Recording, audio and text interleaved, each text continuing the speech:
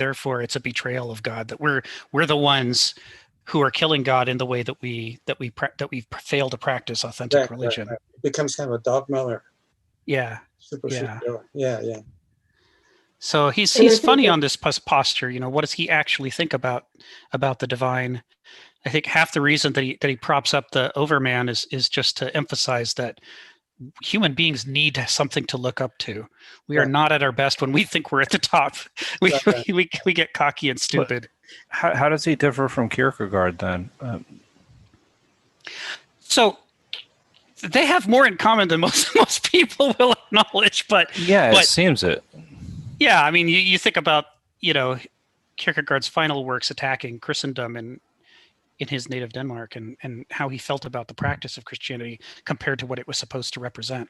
Right. But for Kierkegaard, he's I think clearer and crisper on the point that he definitely believes in God and Jesus, and that we have a mission to uplift ourselves and behave better. He's just frustrated that nobody's doing it. Nietzsche focuses on the fact nobody's doing it. It doesn't focus so much on whether he thinks there's really God. Yeah, okay. That was because one of the things I thought he even said, I'm not a Christian at his death. Kierkegaard, that's all. Well, and he means that in the sense of kind of what have people done to Jesus's teachings, rather than that he's not a follower of Jesus. Okay. Because he's pretty passionate on the subject of the need to lift ourselves up above the strata that we're at, and that's why he puts the religious perspective as the top perspective, right? Yeah. As opposed to the rational. Yes. Yeah, I remember that graph. He just thinks people are warping religion and degrading it so that what they call religion is not actually the religious perspective, and that's what he's exercised about. How can you call this religion when you're not doing any of the things that you need to be doing at that level? Well, on that line of thought, Rick, the past week and a half or whatever since the attack, it's so hilarious that it's revealed so clearly, when they talk about it in the news, the attack on the Capitol, it's like an attack on sacred ground, on hallowed ground, and it's couched very much in religious terms, right? When you think about what happens in the building most of the time, and even since the attack, it's basically these political stunts and grandstanding and sophistry, and a lot of these elected officials acting like toddlers, right? So well, Sharon, may I say something? Well, I've thought about that a lot, that whole attack, and I've listened to a lot of the commentary, and I've watched a lot of the videotapes, and I keep coming back to Kenneth Smith. And so I read ahead to the next section with his Myths and Lies. Let's go there. And that was just tremendous. And so I started, and this is my own introspection. And again, I have to admit that all the people in this group, I have no philosophical base. You say that every week. So I do. So I start asking myself, what was the myth? I knew the lie was that the election was stolen, but what was the myth?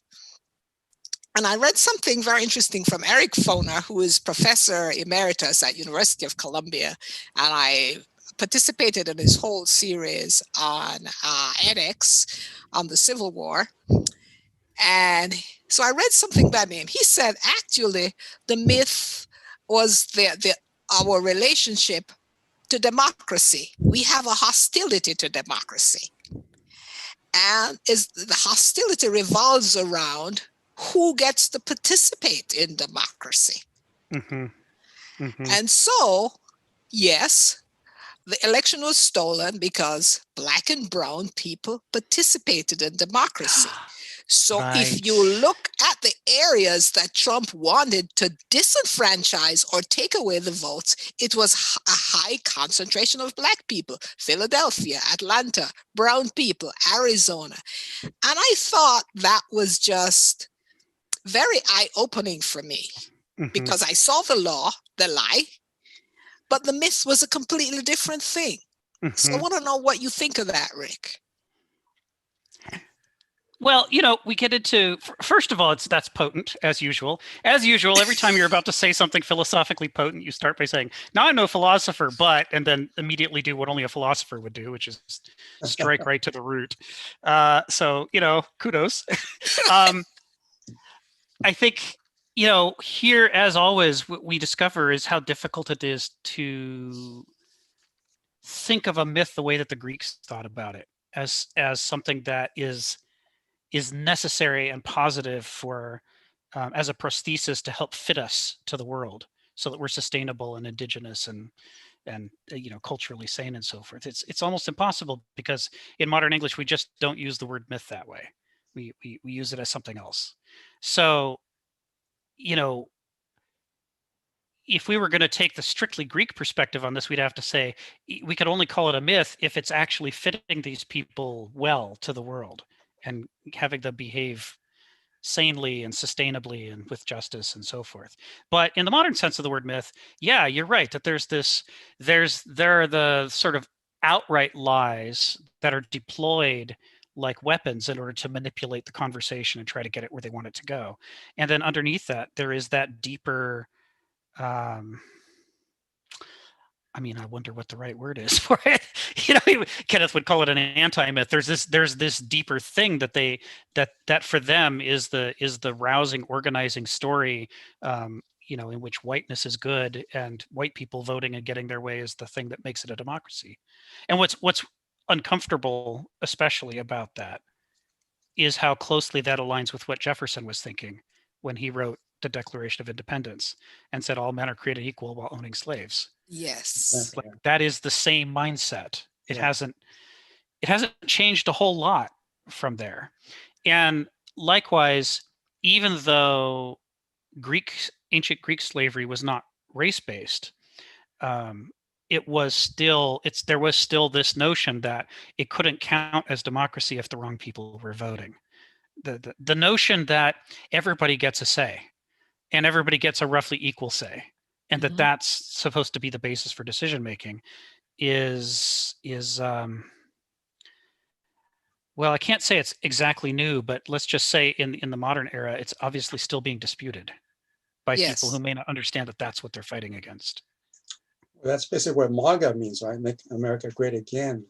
Again means that it's no longer existing, but back to the time when it was, right? It was dominated by white voters and the Confederacy and so forth, and Well, and don't forget, it's a fascist movement, so it's very much about machismo. So it's like down, like not just down with colored people, but down with like these feminazis, right? Oh yeah, patriarchy, yes. Yeah.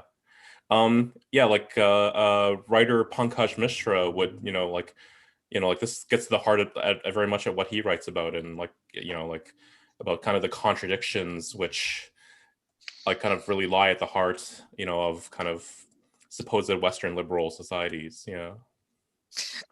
So I've had some more thinking. So in my profession, you engage in process and outcome.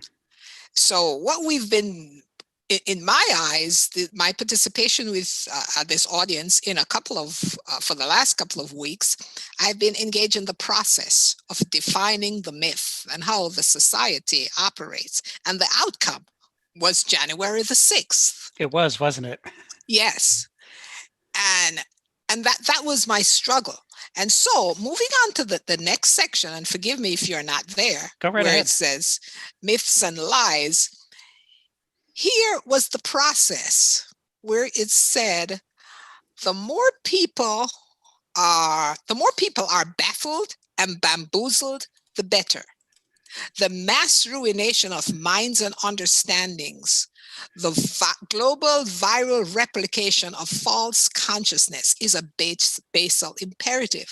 The global viral replication, social media, of false consciousness is, I lost my train of thought here, is a basal imperative. Yes. And that's what happened.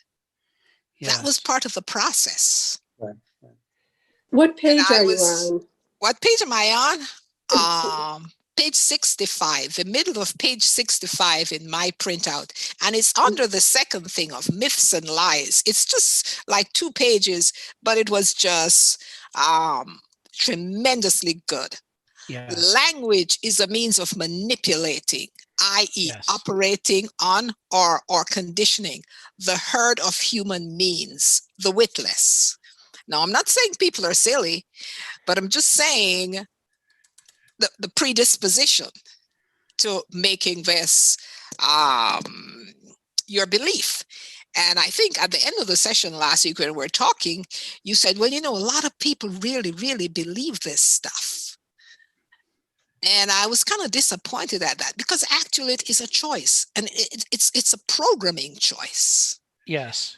And there's no way of changing their minds if you're programmed, because that's part of the process, repetition. And that's the imperative that Kenneth Smith talks about. Now, that's all I have to say for today.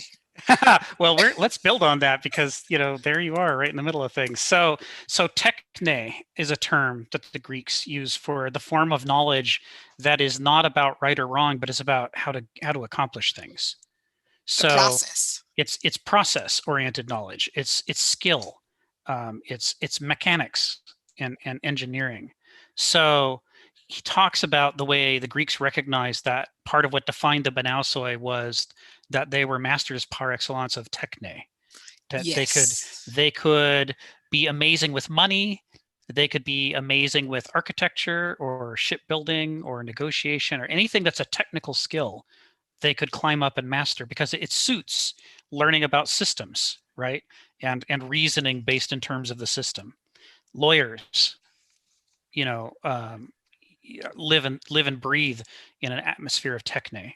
And the thing about techne is that it has this pragmatism to it, in which, as a professional technician, you're not supposed to ask about the ends to which your skills are being deployed. You're just supposed to deploy them professionally.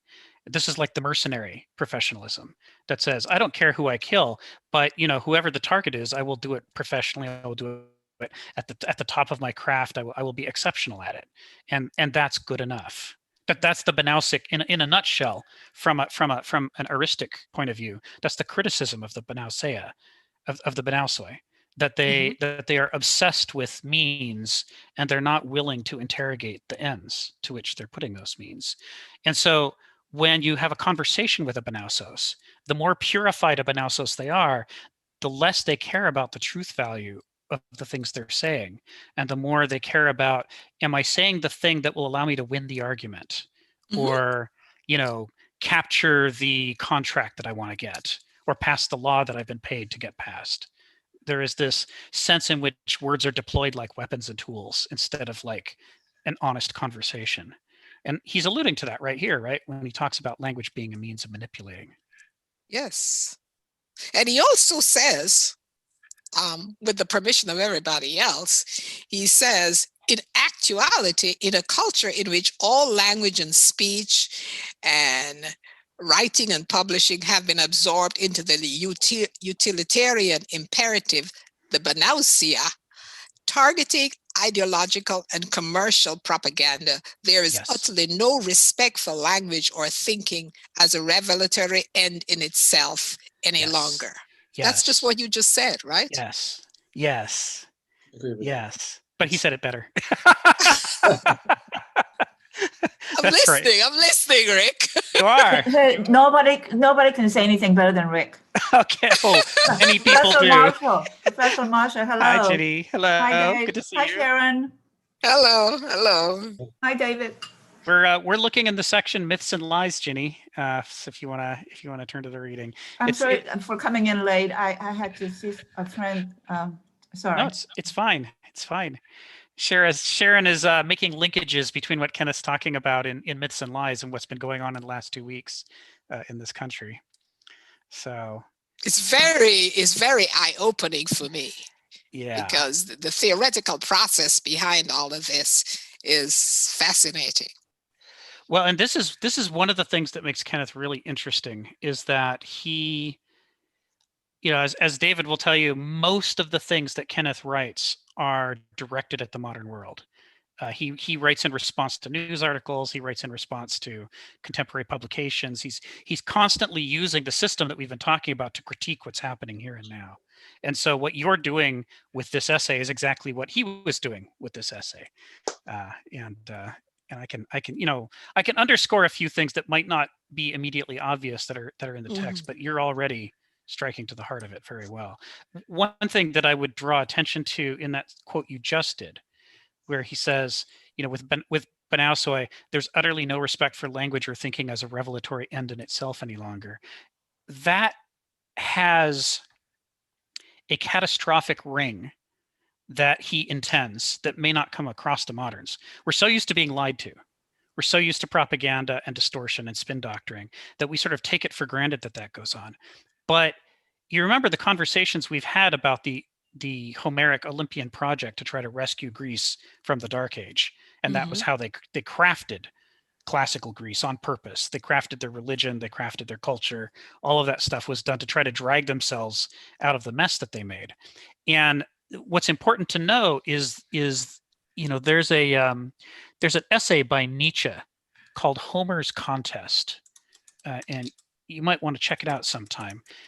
In Homer's Contest, Nietzsche talks about the fact that part of the critique that the Homeric project had against the Mycenaeans, the heroic age that preceded them, was that they were too focused on conflict as the means to find out who's the best.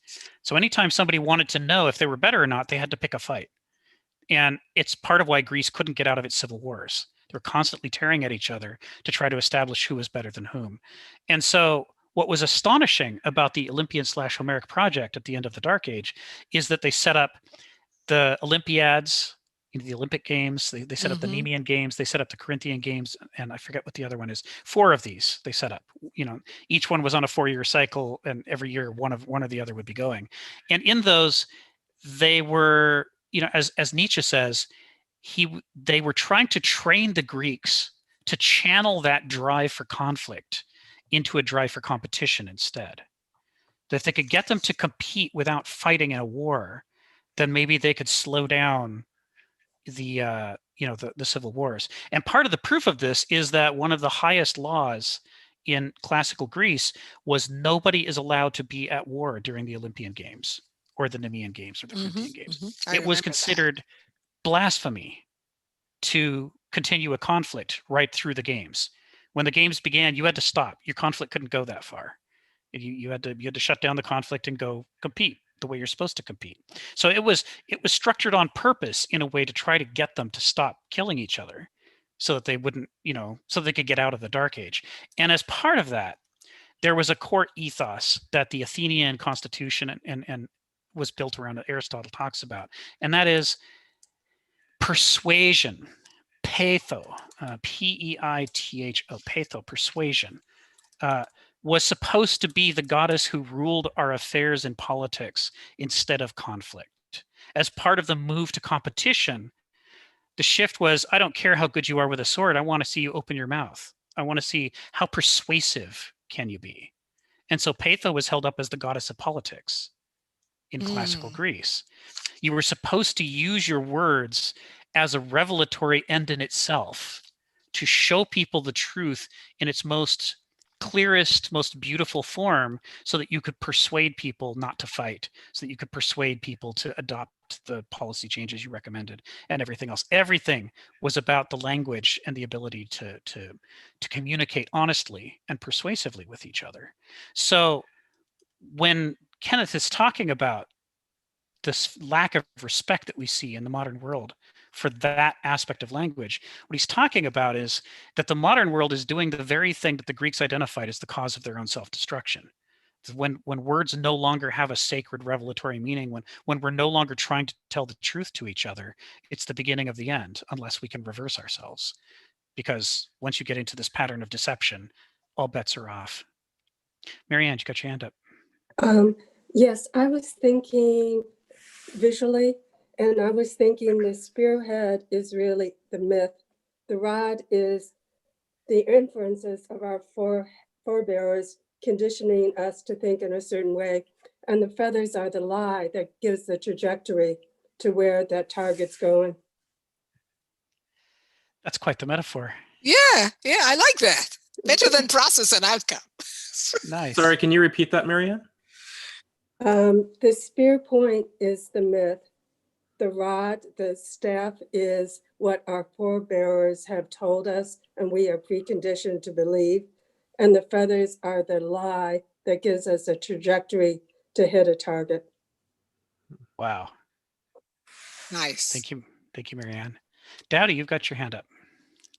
Yeah, just a quick question. I'm wondering if at what point and what Kenneth Smith would say, could we fight fire with fire? I believe it was Nietzsche who's like, if the truth doesn't work, then you like become an artist and you tell your own illusions. And sort of to what Marianne was going, we create art we create lies in order to steer people out of lies. So like, are we just in such a state of despair and modernity that we can't even use art? Because if truth has no meaning, then theoretically art, like say writing novels or like doing like any of that would have no meaning or like no value. But like, how then do we, because we should be able to shift it. We can't live in nihilism as a species for the rest of our existence. Yeah, I mean, what Aristotle and Kenneth Smith alike would say, I think, is that you have to hit the lies, not with your own lies, but with the truth, but that you structure the truth in a more potent, more persuasive way, which is something that Aristoi or people struggling to become Aristoi are better suited to do than Benousoi are, is to figure out, first of all, what is the truth, independent of our desires, and then second of all, how do you frame the truth in such a way that it's as easy as possible for people to understand it? In the earlier section here, gnosis and noesis, he says, myth is a strategy of analogical and metaphoric truth-mongering. It's related to the concept that medieval philosophy of rhetoric called eloquence, which is the truth put in its most persuasive form. Mm-hmm. And he references John of Salisbury. So I didn't know who John of Salisbury was when I was setting this collection for you guys a couple of months ago. So it sent me off on a goose chase to go find out who John of Salisbury was. Anybody here know who John of Salisbury is? Mm-mm. He turns out he was one of the main medieval philosophers concerned with education, and he was part of the movement to try to recapture classical approaches to education. He was looking for an alternative to just hammering out dogma the way that the church had been doing in the early Middle Ages. And he wanted to create a wiser approach to education. So he went back to Cicero and Aristotle and others and tried to update them for the medieval era. And he was the one who came up with, I can't remember if it was the trivium or the quadrivium of the medieval educational system, one or the other. He was the one that brought that forward from the classical era and got it going again. It's not James Henry Salisbury, John of Salisbury. So the idea is that, one of the life missions of a philosopher, one of the things we are most needed for if we're going to be philosophers, one of the reasons to do it, is that somebody needs to be the champion of the truth and needs to figure out how to express the truth in irresistible ways. And that's what mythography is about, mythologizing. Genuine mythologizing isn't about wrapping up my lies and trying to get a lot of people to accept them. It's about trying to figure out what's true and then figure out how do you express that in a way that's so compelling that it has a chance to compete against the lies. So I'm glad you brought that up, Dowdy. Sharon, go ahead. I just, now another thing that escapes me a little bit because I'm so left-brained is art. And I want to just piggyback on what Dowdy's asked. Well, how do you fight back against the myth? And right away, what sprung to mind is I was visiting, I think, Barcelona, and we're in a museum and looking at Picasso paintings and Guernica. That is the most impactful piece of artwork I've ever seen. It was in the Metropolitan Museum of Art, and then they took it back to Spain. I think I was in Reina Sofia. But there was a lot of myth surrounding that war, and I forgot which war it was. But here were we seeing the truth on canvas. Now, yes. I guess that is what he was talking to me, a fight back. Yes. No, I don't know what impact that painting made on the culture, because I think it was Picasso was pretty sophisticated himself, and therefore his works were probably not viewed by the masses. But standing there generations later, this was pretty impactful. Yeah. Yeah. And I want to add the Rockefeller Center, Diego Rivera painted a mural that Yes. was showing the labors of people and our dependency on each other. Like, this is the essential workers working. And John Rockefeller, I don't know if it was him, but they painted it over because it was too truthful. Yes. I'm so glad you mentioned that. Literally, that I was opening my mouth to say Diego Rivera. Diego Rivera and Frida what's Kahlo. his wife's name? Frida Kahlo. Yes. Right? Yes. They're amazing. They're yes, amazing. they're amazing. Yes. Yeah. I saw that movie, Frida. Yes. Powerful works of art can punch through anti-myths and lies and propaganda. And part of the reason is that we don't actually live in the world that the lies are proposing. So they can only convince us to a certain degree. They will never have the deep fundamental ring of truth. They may satisfy our desire for the truth with sort of a saccharine appeal, but they don't plug us all the way in. And there's something in us that longs to belong and be part of the real world and part of the whole. Have you guys seen the film My Octopus Teacher? No. So it's on Netflix right now, and it's a documentary about a man who was a photographer. He did documentaries, and he went through a midlife crisis where he became disconnected from his passion, and he couldn't do it anymore, and he just got more and more miserable and unhappy because he was ungrounded from the things that really made him sing. And he had met these trackers in the Kalahari Desert, San people, who had this astonishing ability to read the land and figure out what animals had passed through and what they were doing, and they could pick them out of the landscape. And he said it was astonishing to him because he was a smart, educated guy. He'd spent a bunch of time there, and still he would look at the same patch of ground that a San tracker would look at, and he couldn't see it. And what he said was, and this is in the film, the moment I saw this, I was blown away by how much it connected to gnosis and noesis. He said what he realized is that the San trackers were actually part of the world of nature so fully that they were attuned to the subtle things that he missed. And that proved is that he was disconnected from he was outside of the world of nature looking in. And the moment he realized that, he felt this overwhelming pain and loss and desire to reconnect. He wanted desperately to get back into that world that he was outside of. And I thought, oh, there's the crisis, right? The noetic crisis is that it can't actually satisfy that part of us that wants to be part of the world and to belong, to know where we are and feel like we should be here and that we should be doing the things we're doing. So the film is about how he then goes and reconnects and changes his life. And so then basically that means is that 99.9% of population is disconnected from nature then. In the modern world, the way that we live disconnects us. Right. Yeah. It's like I've talked about this before. It's like children have no connection to the earth, and they think that chocolate milk comes from brown cows. You know, that kind of a disconnection from the nature is disturbing to a certain degree. Well go ahead, Sharon. It's interesting.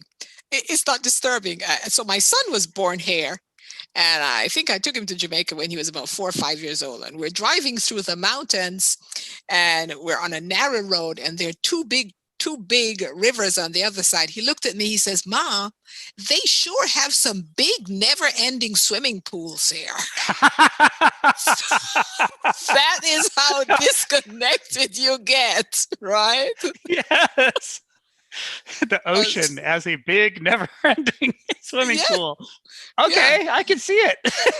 Yes. And the reason I may see it as slightly disturbing not that I'm like, oh no, that's disturbing. Oh, it's just that my life began in a most rural village in South Korea. Uh-huh. Where I didn't even know what a car was. I walked everywhere. And so maybe that's why, because I was connected to the earth, to the nature, the first 9 years of my life. So, but I guess what you don't know, you don't miss, so to speak. But Yeah, that's my- what you don't know you miss. There's like you still have the ache inside you because you feel disconnected, but you don't know that you feel disconnected until the first time you feel connection. And then Mm, suddenly it hits you. That's what you were mm, supposed to feel like all this time that you've been missing. You know, I think about, for example, I mean, I mentioned this on one of our early talks. You know, I go hiking with a friend of mine on a regular basis, not this year Mm-hmm. because of the pandemic, but and he grew up in Eugene, Oregon, and I grew up in Seattle. We didn't know each other, but we both in our different places ended up going out into nature, into the mountains, into the forests, and we just deeply connected with that. And then I got involved in my work life doing programming, and his work life took him to Atlanta, Georgia, and then to Boston, far away from his home. And we met professionally through our careers, and we were talking about this, and he said, you know, he just hasn't felt whole since he left Oregon, because that feeling of connecting with nature by going out into it and experiencing it was so overpowering. It was like a sacred thing, you know, like it plugged into something in him, and that place hadn't been filled ever since because he couldn't find anything like that in Atlanta or Boston. So he ended up moving back. He quit his job and moved back to Eugene and started his career over, and he and I started hiking together. So we both understood what we meant, but you know, one way to see it in action is because we have so much in common, we would have all these conversations while we're walking. But there are moments in a hike when you turn a corner and you see something that's just like a waterfall, or suddenly the trees part and there's a vista and you see the whole Cascade Mountain range all the way to the next state in the distance, and you can't keep walking and you can't keep talking. You just stop because it it hits that empty spot in you. It grabs it and plugs you into the world, and you go, oh my God, this is the feeling. This is that transcendent feeling that we're supposed to be able to have. That's a part of being alive and belonging and being here right now and being overwhelmed by the beauty of the world. That thing, even if you don't know it's in you, when it actually hits you, then suddenly in hindsight, you know. I was reading an essay about the new understanding of nature and how there's a cooperative matrix underneath the soil. And I love this imagery, and I don't know who the writer was, but he said, maybe we should, our head should be in the earth and our asses are above, in the sky, which reverse the above and below phenomenon. We've been so trying to expand out to the above that we have forgotten that the below is intriguing and could be sacred too. Yeah. yeah, that's interesting.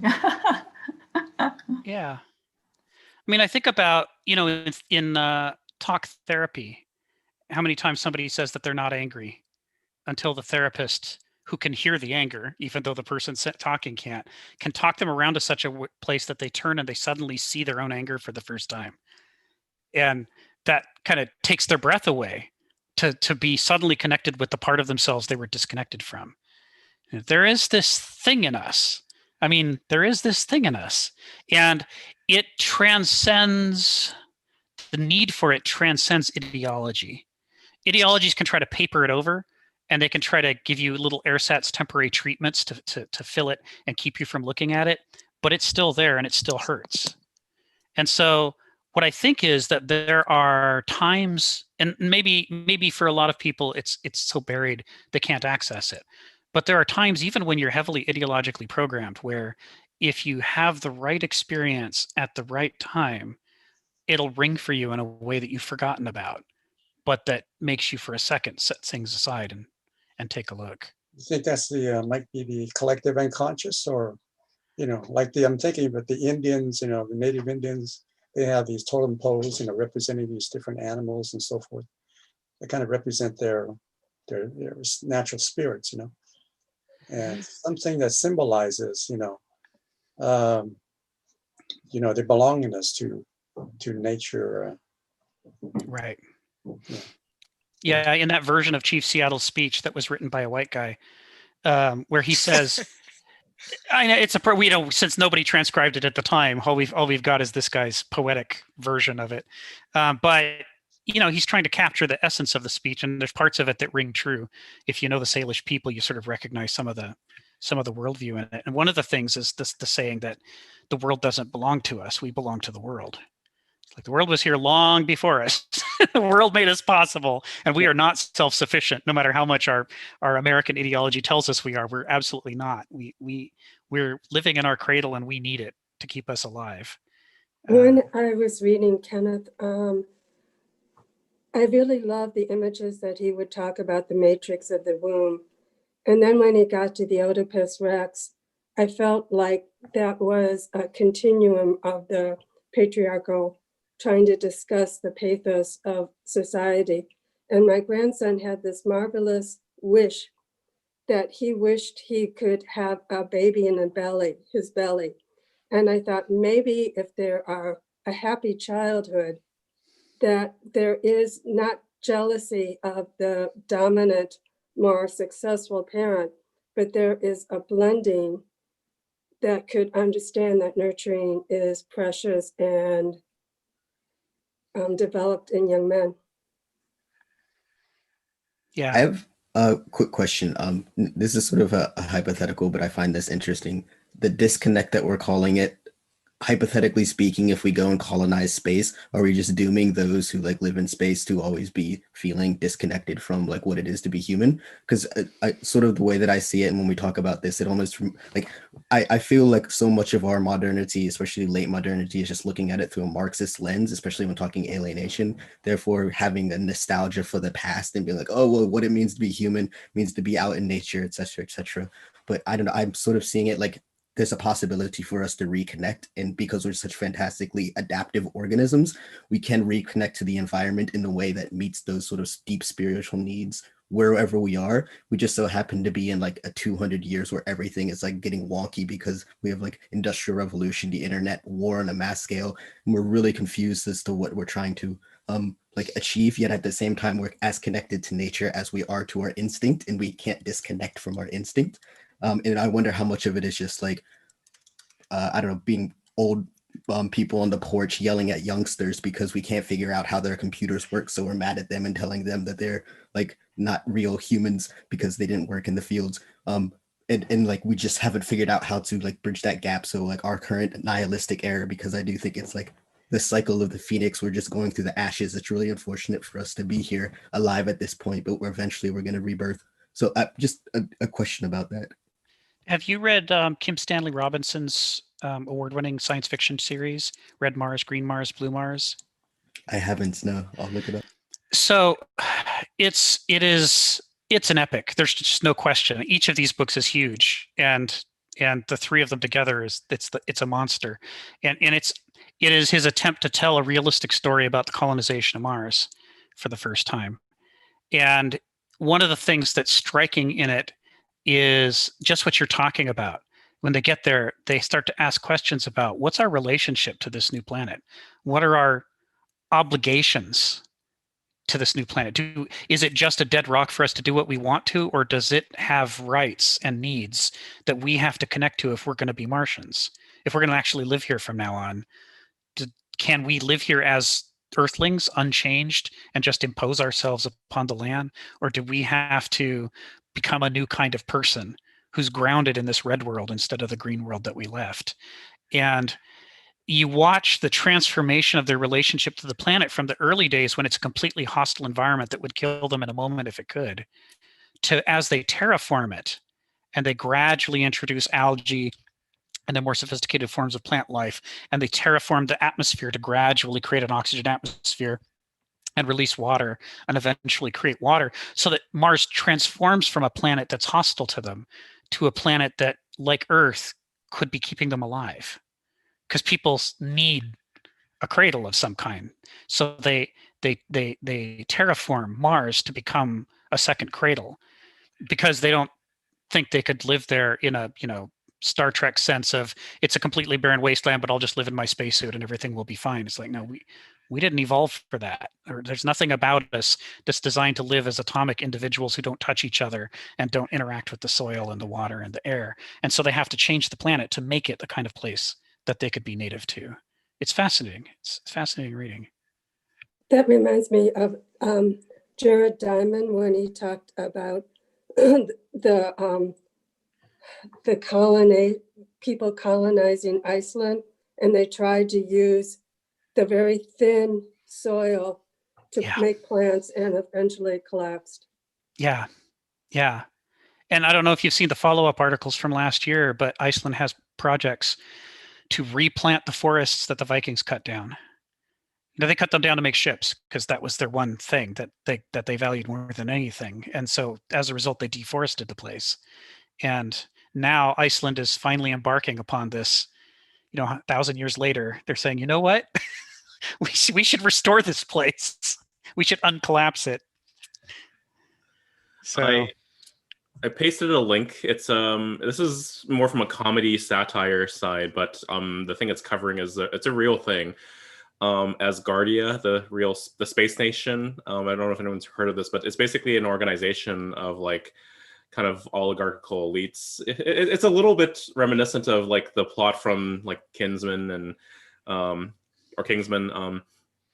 But basically like their leader who like made a fortune for like making ballistic missiles for the Soviet Empire, basically founded this nation.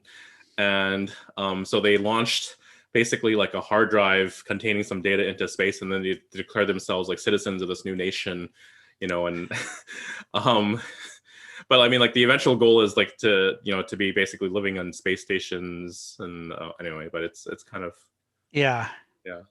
Sharon, you had your hand up.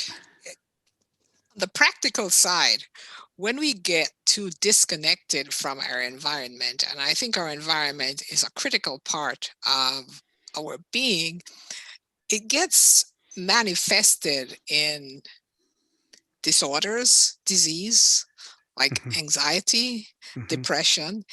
And one of the things that I did it myself, because I had a very, very stressful job, was the way the Western culture adopted some of the Eastern ways of prayer and worship, meditating and chanting. And I mean, to this day, I'm a big meditator, big yoga, do a lot of yoga, because it connects you. I'm also quite an avid hiker. Hiked all over the world, because it brings you back to nature. And where I live now in South Florida, there are no mountains. And when I go to my birthplace, that's the first thing I head for. Yes. Those mountains. Yes. When I come to Oregon, that's what I like, those mountains. Yeah. And so and I think the second thing here, it all depends on what your initial exposure to nature was. It's that element that brings you peace or comfort. Yes. This is what you just said is profoundly important. That our sense of connection comes in different ways. There's different ways we can be connected. Yes. But for each of us, there are specific ways that we're connected. And sometimes when people recommend we try their way of connecting, sometimes we discover something new and great that we can do, but sometimes it just doesn't click for us, right? Like the conversation a few weeks ago when I can't remember if it was Richard who was proposing, was Star Wars an epic and a myth? And Sharon, you were saying, well, it just didn't connect for you at all the way it connected for him. And I think it's like that too when it comes to physically connecting ourselves into the world and feeling, and into our bodies and feeling at peace with ourselves, that we've got different ways that work. But whatever those ways are, once they are in place in us, we need them. And if we leave them too far behind us, we feel we're drifting. We sort of get lost in abstractions. People talk about how sometimes the first time you get therapeutic massage, you might suddenly start laughing for no reason, or you might break down crying because you've got all these feelings tied up in your body that you've been so disconnected from, you didn't even know you were feeling them until the hormones were released, neurotransmitters were released as the muscles and nerves were worked. And it's like, you know, that sense that we can be carrying this enormous load around, but not actually see it. And it's affecting us, even though we're not in direct contact with it. You know, it's an unsettling and dangerous situation to be in for us personally. So that need for connection is profound. And this goes to the heart of the question of indigenous cultures versus colonizer cultures, because colonizer cultures are inherently disconnected and disconnecting. That's what they do. They leave their homelands. They go to other people's lands. They take them over. They make the people work for them. They confiscate their resources. But meanwhile, none of this is theirs. They don't have thousands of years of connection to this place. As they walk down a street past the trees and the plants and the birds, they don't look out and go, ah, that's for fever, and that I can eat in an emergency and that will close wounds. They go bird, bird, tree, bird. It's all just abstractions, right, in their head. Whereas, you know, I walk down the streets of Seattle, you know, I can't see what a Salish person who you know, who was here could see. They would look down and they'd see that herb. That's the one for closing wounds. That has fiber. You know, everything around them is speaking to them all the time. And they understand the cycles of life there. So that connection, the kind of connection an indigenous culture has is it's, this is what I'm trying to bring back to what you were saying, Sharon. It's specific for them, right? They're not like magical Indians, and wherever you take them and drop them around the world, they instantly magically know everything about wherever you put them, right? They're not supernatural spirits. They're dwellers in the land, in this land. They and the land have this relationship. I can really identify with what you just said, because that's one of the things that I did as a child. The first 9 years of my life is that living in this very small village, we had a lot of farmland, but before your farm vegetable, like your grown vegetables come to life and you can eat them, wild greens are just already growing. And so I used to walk around the village with my friends when I was 6 or 7 years old with a basket and a little knife in my hand, foraging for these little greens and herbs, so that and then I would bring that home and I would give it to my mom so that she could make soup with it for the evening. And I was very proud of doing things like that. Or I would go into the river, the village river, and walk with my bare feet along the shallow river, feeling for snails underneath my feet and picking the snails up, putting them in my little skirt pocket, and then bring those home so that my mother could cook those snails for dinner, you know. Right. And that kind, I wrote my memoir about my life, and because my life is quite interesting. I mean, certainly to me anyway. But I call that first 9 years of my life my idyllic part of my life. Yes. And those are very, I guess that would be being connected to nature. Yes. That's right. Hi, Sharon. Sorry. No. I just wanted to follow up. Can I, Rick? Yeah, go ahead. I just wanted to follow up on what you're saying. Rick, you talked about the colonizers and the indigenous people, and that interaction was harsh, right? And I was thinking about it because I was double colonized. I grew up in Jamaica. They brought me from Africa, and the indigenous people who were Indians in Jamaica, they were also killed. And but what I see, and I have a name for it, it's called Mythic Dislocation. And so the Europeans come and they bring diseases that slaughter all the Indians because they don't have an immunity for it. Yes. But those that survive, what you see is a kind of a modification of the European myth. It's a kind of a syncretism. And so that when you go to where I saw this very profound was I was in Peru, and they got the Incas or the Quechuas to paint these these paintings in the church, for example, for the Last Supper. and the guinea pig was what they ate. And when you look on the table, and if you look closely at those paintings, they have guinea pigs as part of the meal. Right. And that was the way they were saying, yes, you're imposing this on us, Yes. but this is what we're carrying with us. This is a survival. And you see that all over, you see it in my culture. Yes. We have, it's an amalgamation of some European myths, some African myths, and some Indian myths. And I don't know if myths meaning lies, or maybe I could substitute behavior for myths. Mm-hmm. But that's what it is. And I guess that's a survival mechanism. And so I hear what you're saying, Ginny. And when the Europeans occupy territory, the occupants don't lose all their myths, all their beliefs. They have to carry some of it forward.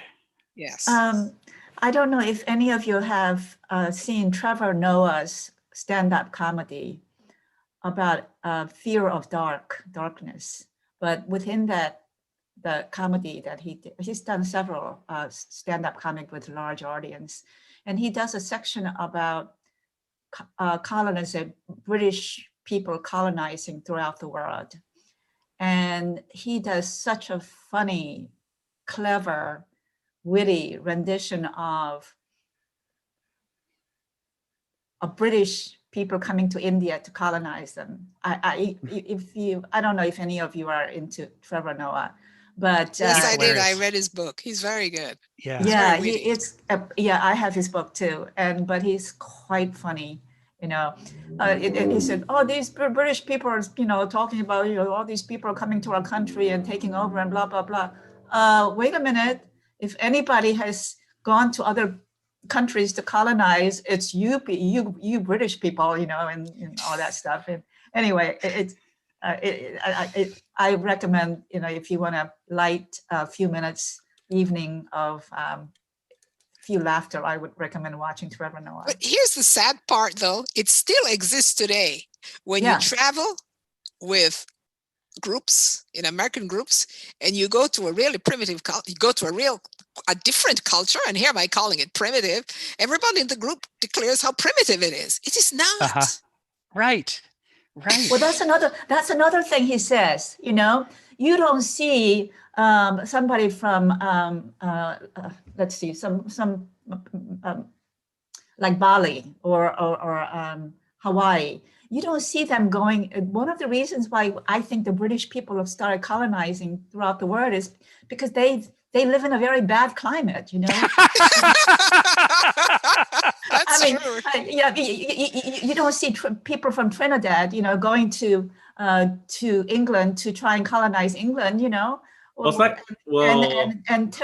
and force English people to dance the whatever dance they said. What kind of dance does Trinidad like? Or let's say from Puerto Ricans doing the cha-cha. This is the kind of comedy. Trinidad is the cha-cha. Yeah. And so that's the problem. That's why British people went to all of the world to colonize, because they didn't have good climate to live in. So anyway. Unless you came from Scandinavia, in which case, oh my God, it's not all covered in ice. Let's colonize it immediately. Yeah.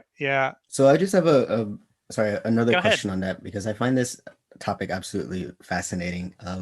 At what point does one become indigenous? Like, for instance, like we would all say a French person is indigenous to France, and as we were just discussing, like if a whole bunch of Americans, a whole bunch of South Africans went to France, they'd be colonizing. I wonder if it's just like a migration, like the species is a migratory species, and like what we call colonization is a really quick version of that, which like deals with it brutally, but such does all migration, in a sense. And like the only thing we're indigenous to is the earth, and therefore within it we can do what we want. I would also say, like, going back to the first point, like I'll take a personal example. My father is one of those people who loves to work in gardens, etc., and he knows like everything about his little plot of land, and he just like probably knows like fantastical things that most botanists or whatever don't know. Would he then be indigenous, or is he still lacking like a tetherance that a Native American or would have if they like he can't get it just by the fact of being from a colonized culture? And like what constitutes a colonizing culture? Is it just like one that wars a lot, Or is it one that does it like every once in a while spew out some of its people and they go find a better place to live, and then they're by that fact? Loaded So question. it's a good question. And I used to think that people were pretty much all the same and cultures were pretty much all the same and we were all doing the same thing on different timescales, but I don't see it that way anymore. And part of the reason, part of it has to do with being connected to the local seasons and the knowledge and what's there. And that's certainly the level at which I started learning about the local trees, because I discovered my grandfather knew what they all were. And he knew, if you see an alder, for example, you know that that soil sometimes gets soggy because alders can tolerate having their roots wet in a way that a lot of other trees can't. And why willows grow along the edges of streams and lakes, because they not only can tolerate it, they love it. No, and so they become the ones that kind of fill in that space. Whereas there's other trees that just simply can't live there because their roots have to be dry. And I realized in my 20s, as I was talking with my grandfather, that he grew up in the forests of Northern California and Oregon, the old growth forests. He came from logging families, and that was all part of his culture. He knew all this stuff, and I didn't know any of it. Now, that didn't make my grandpa indigenous. He still came from Europe and was living on somebody else's land. Everybody in America is living on somebody else's land unless they're indigenous. But it meant he was more indigenous than I was. I was living a more abstracted life in which trees were trees. And I might be able to distinguish between leaf trees and, pine needle trees. But I was, I could only pick out a few really clearly, like maples and cedars. And the others just sort of blurred together into a Verstand noesis version of a tree. And I wasn't actually connected to them. And there's a level of knowledge, but there's a deeper level that separates indigenous cultures from colonizer cultures, which is, do you have to be living here? Is this specific place your place? Is the cycle of your day tied up with things that are only here in this place? Is the cycle of your year or your life directly connected by the things that are here and are nowhere else? If you research ecology, you'll find that the World Wildlife Fund has been paying for these the development of these worldwide maps, developing what they call ecozones, in which they're trying to map out all the different kinds of ecosystems around the world. And as part of what they're trying to do, they distinguish between ecosystems that are interchangeable, in which, okay, you could lose one as long as you have some others, versus ecosystems that have what they call endemism. You know about endemism or endemic? You guys know that terminology? These are species that only live in this place and live nowhere else on Earth. And if you trash this place, they're gone forever because this is their place. You can't just pick them up and put them somewhere else. They're finely tuned to this place. And this place, frequently, because of the back and forth relationship between an ecosystem and the species that inhabit it, frequently they help to create that ecosystem in ways that might be subtle and might take us a long time to figure out if we're trying to think it through rationally.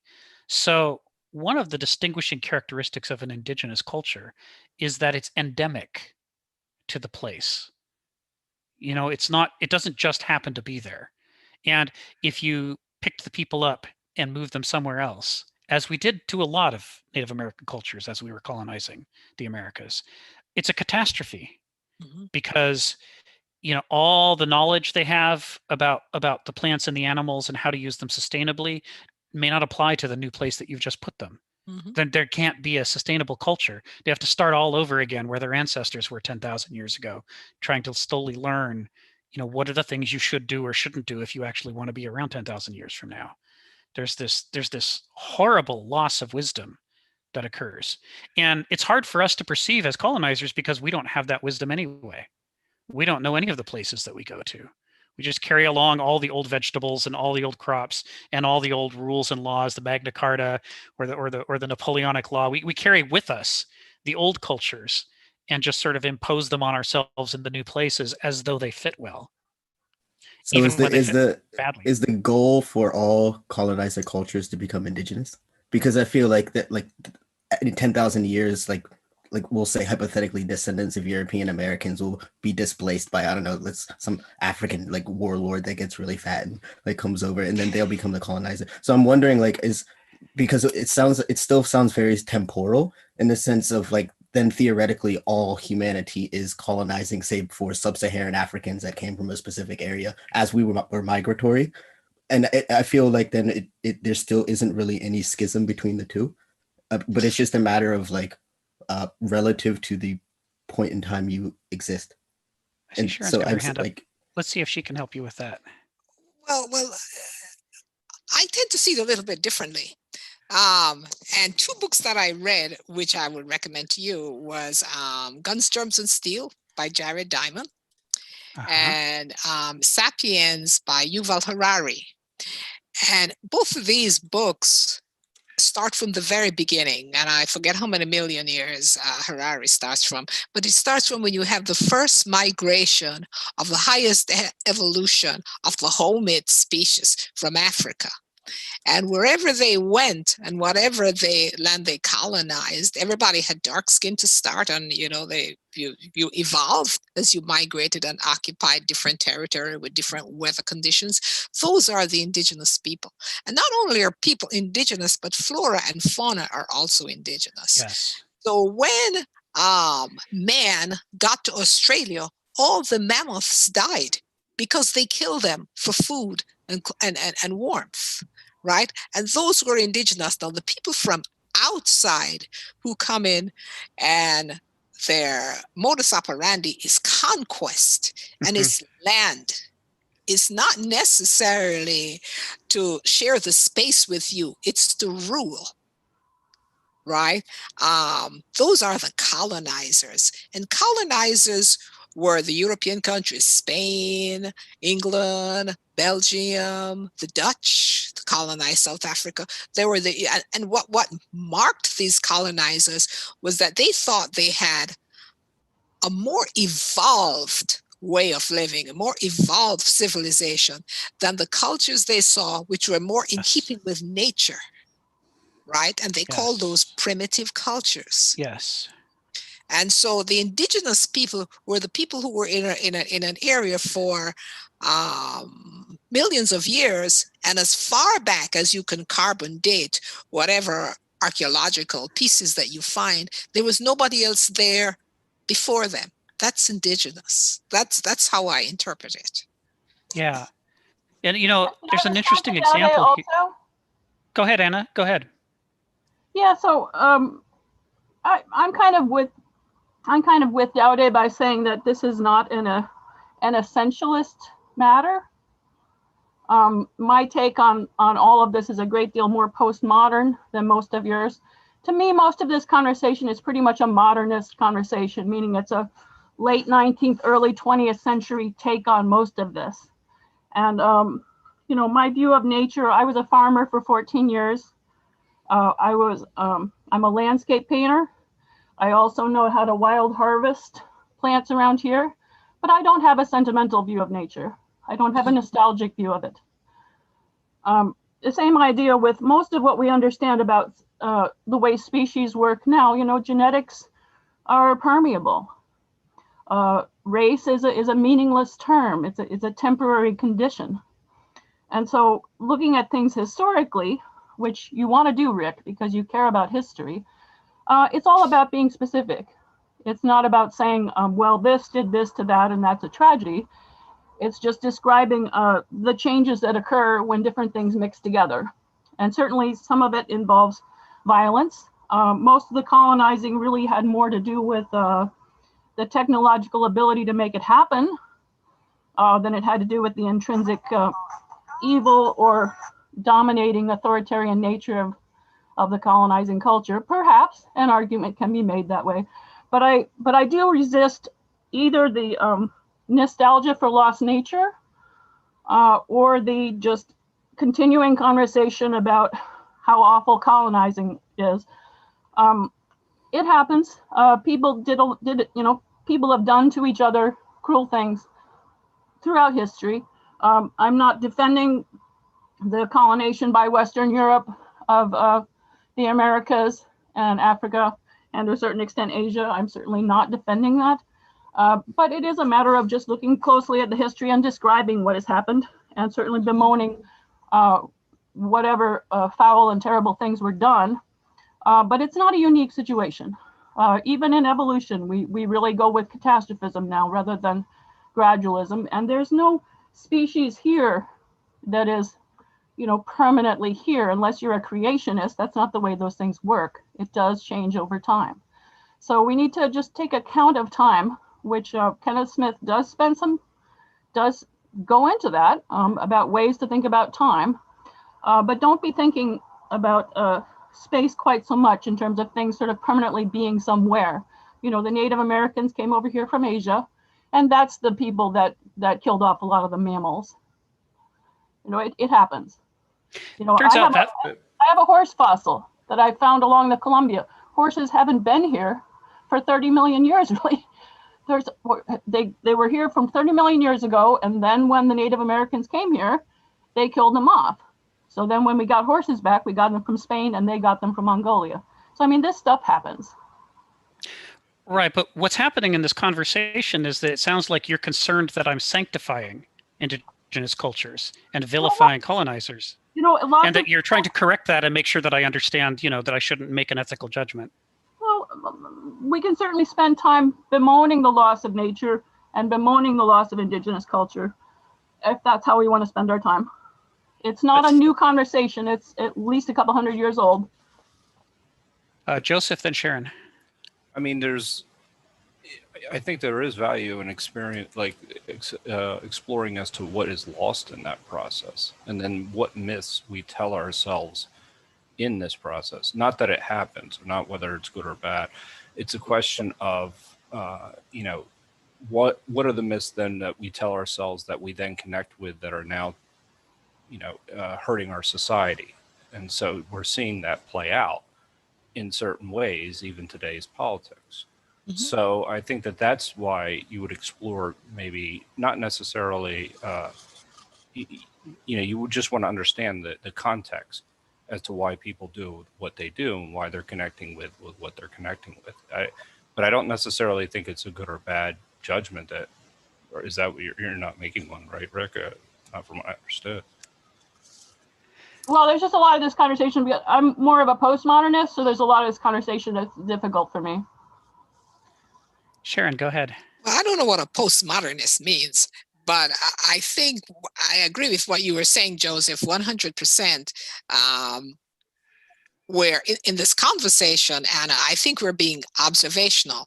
And one of the things that I think came out of the colonization was race. Race became a social construct because from the day the most evolved hominid species left Africa and started establishing societies, there was a rank in it. Jared Diamond makes that pretty easy. There was always a rank. When the colonizers came, because they had white skin and the people they found had red skin, and then they got some people with dark skin, race became a social construct because it was a tool of power.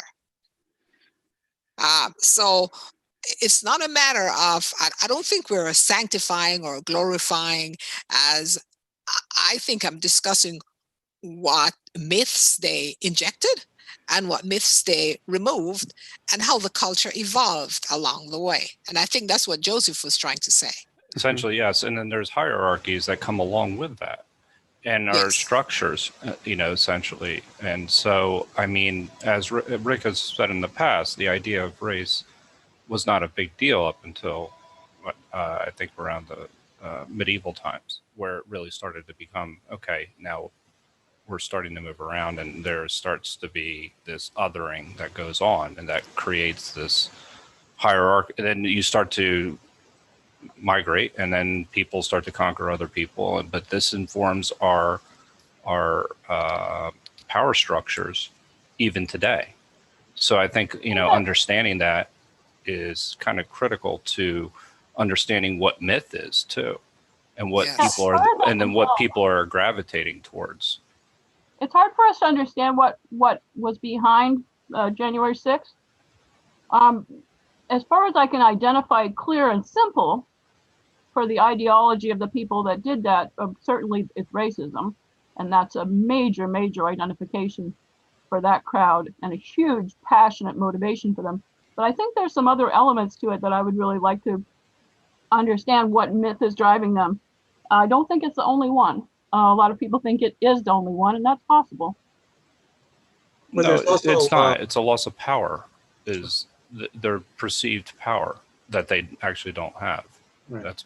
That's what's really driving that. It's not necessarily, it is race. I mean, but it's not only race. Yeah, it's also patriarchy, right?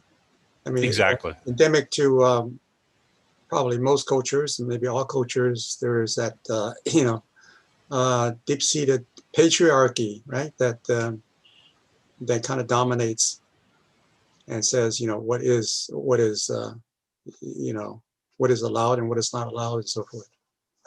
Well, I'm a new age person, and I've been talking, I've been talking to a lot of my friends because a great deal of us in the new age community have been very much targeted by conspiracy theories in the last 20 years. What I would call conspiracy theories, because I'm enough of a scientist to care about that, just by being a new age person. But a great deal of my community is very permeated by this stuff. They're very suspicious of the election. They're very suspicious of their 5G. They're very suspicious of vaccinations. There's a whole rack of them. And these are people that run yoga schools. They're not racist. They may or may not be white, but they're certainly deeply paranoid and suspicious. I see Marianne has her hand up. But So you're on. I was born in Cleveland. And so when you talk about these wonderful, pristine environments, Lake Erie had low, there was an invasive species, there was low dissolved oxygen. I'd walk along Lake Erie and smell the fish. The Cuyahoga River caught fire.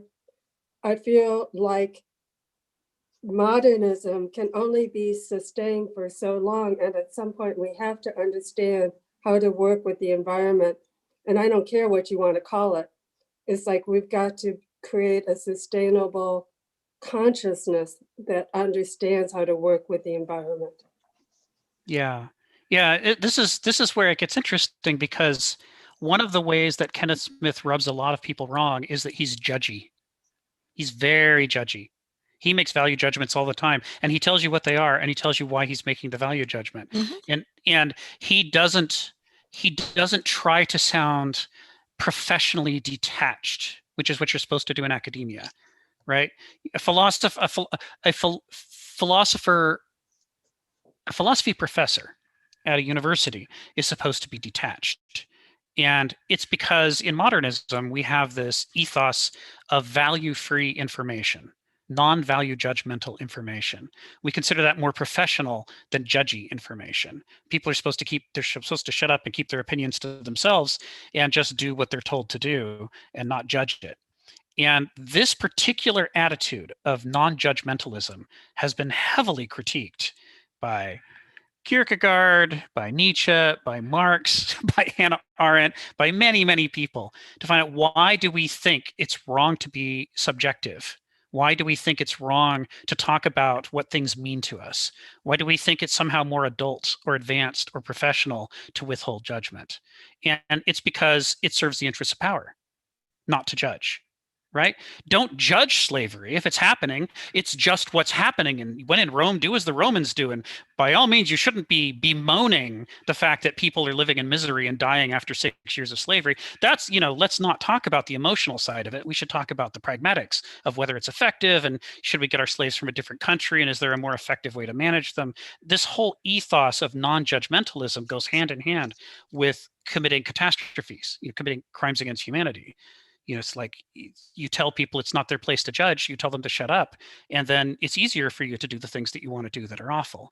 So if you want to cheaply produce, great industrial goods by dumping all of your pollutants into the common waterways that people's livelihoods depend upon, then it's important to you to promote the idea that it would be wrong for anyone to judge you for lighting the Cuyahoga River on fire. I mean, don't judge, right? This is progress. Who are you to say that the Cuyahoga River shouldn't be on fire, right? I mean, why not? Why don't get emotional about it. Just look at the bottom line on the numbers, and they'll tell you that what we should do is, burn the whole planet to the ground, because that'll give us the quickest, fastest bottom line possible. And Kenneth pushes back against this hard. He writes in a very judgy style, and he tells you he's going to do it. He tells you the reason he's going to do it is because by its own criteria, value-free information is value-free. It's valueless.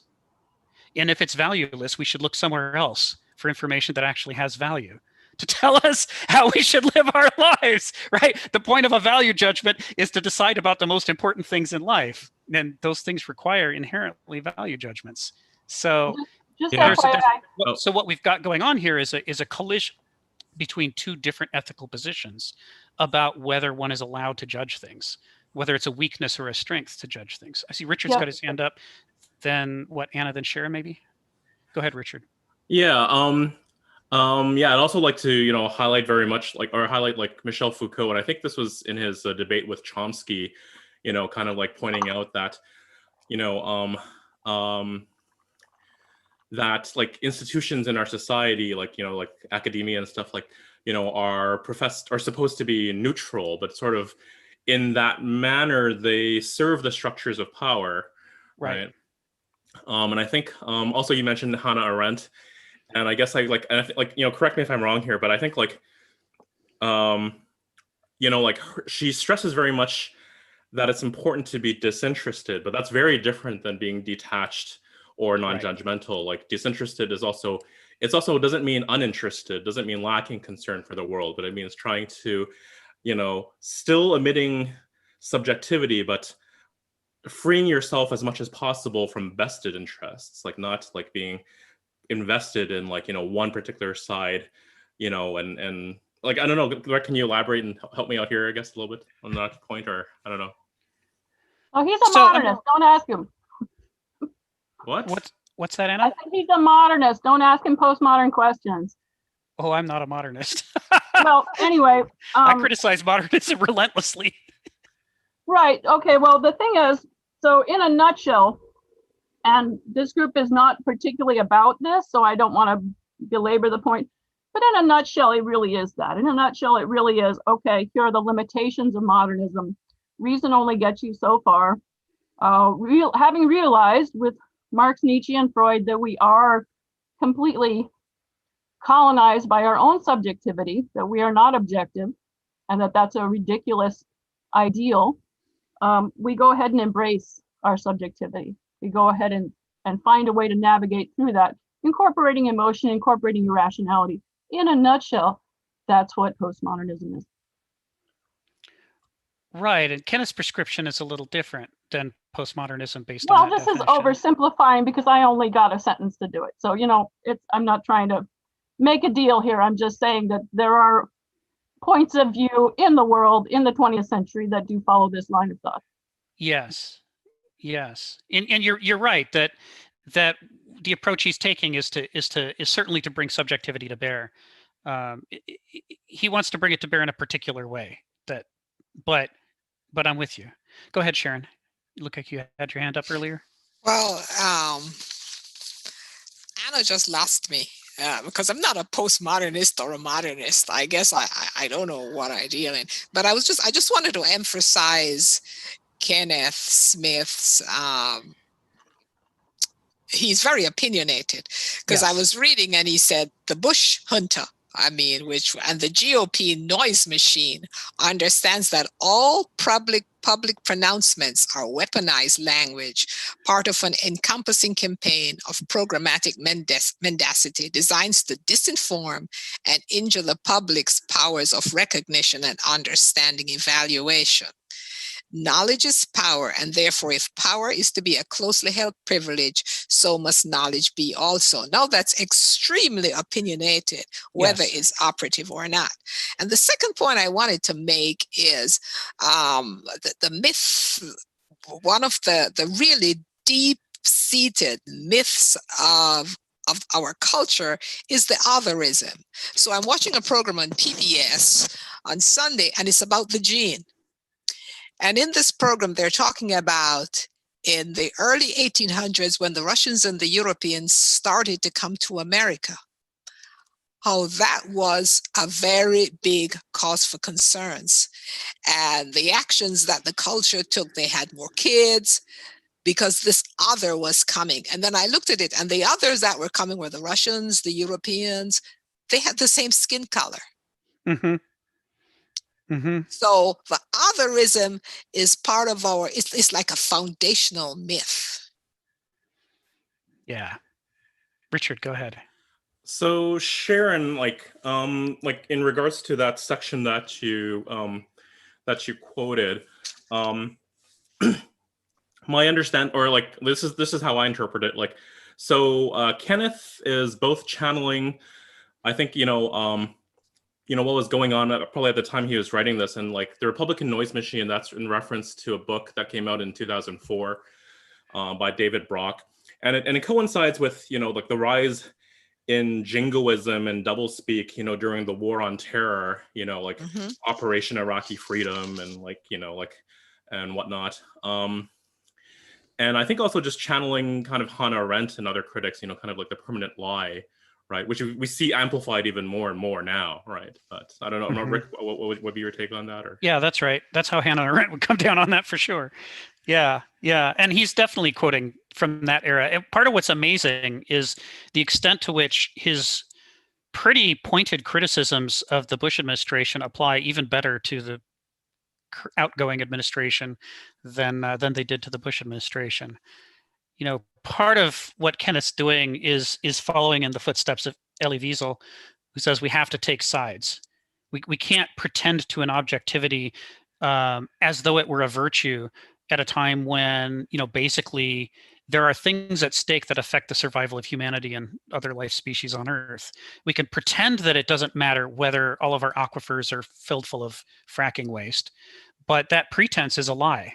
It does matter. It objectively matters. We need sources of fresh water, and so do all of the things that we depend, all the living species that we depend on. And to treat it as just another issue, like any other issue, is ultimately to do an act of deception and self-deception. That the relative importance of things in the world are not. They're organized into hierarchies in the Greek perspective on the world. Some things matter more than other things. And we have to be able to treat those things differently. We have to be able to be subjective, be proactive, and to force the ethical dimension into discussions, especially when large corporations or others who have a lot of power, insist that we not be value judgmental about those things. Just because Nestle's buying up all of the water around the world so that people don't have access to fresh water, is that any reason to judge? It's like, well, Kenneth says, yeah. That's exactly a reason to judge. It's too fundamental. Marianne, then Dowdy. So I was thinking of Edward Bernays, who was the father of PR, and Yes. he brought into the American electoral dynamic the concept of focus groups and understanding slogans that appeal to the most voters that are out there. And in a way, I think it was Kenneth who said that the ballot is fodder ballots or something like that, that we lost a sense of like we're voting our values, but we're also being programmed. And I don't want to call it propaganda quite, but it feels to me like they can take what we value and make it into little micro things. So the dark money targets a certain part of the population, so we would then vote for that person. And my point, I think, is that Bush used it and Reagan used it, and the American individualism just was really high on the focus group. The government's not here to help you. That was really high on that focus group when they looked at people and said, oh yeah, that's a good one. And the 1,000 Points of Light by Bush Sr. was also a really high one on the focus group. So we have to get out of the programming. And I don't know how to do it.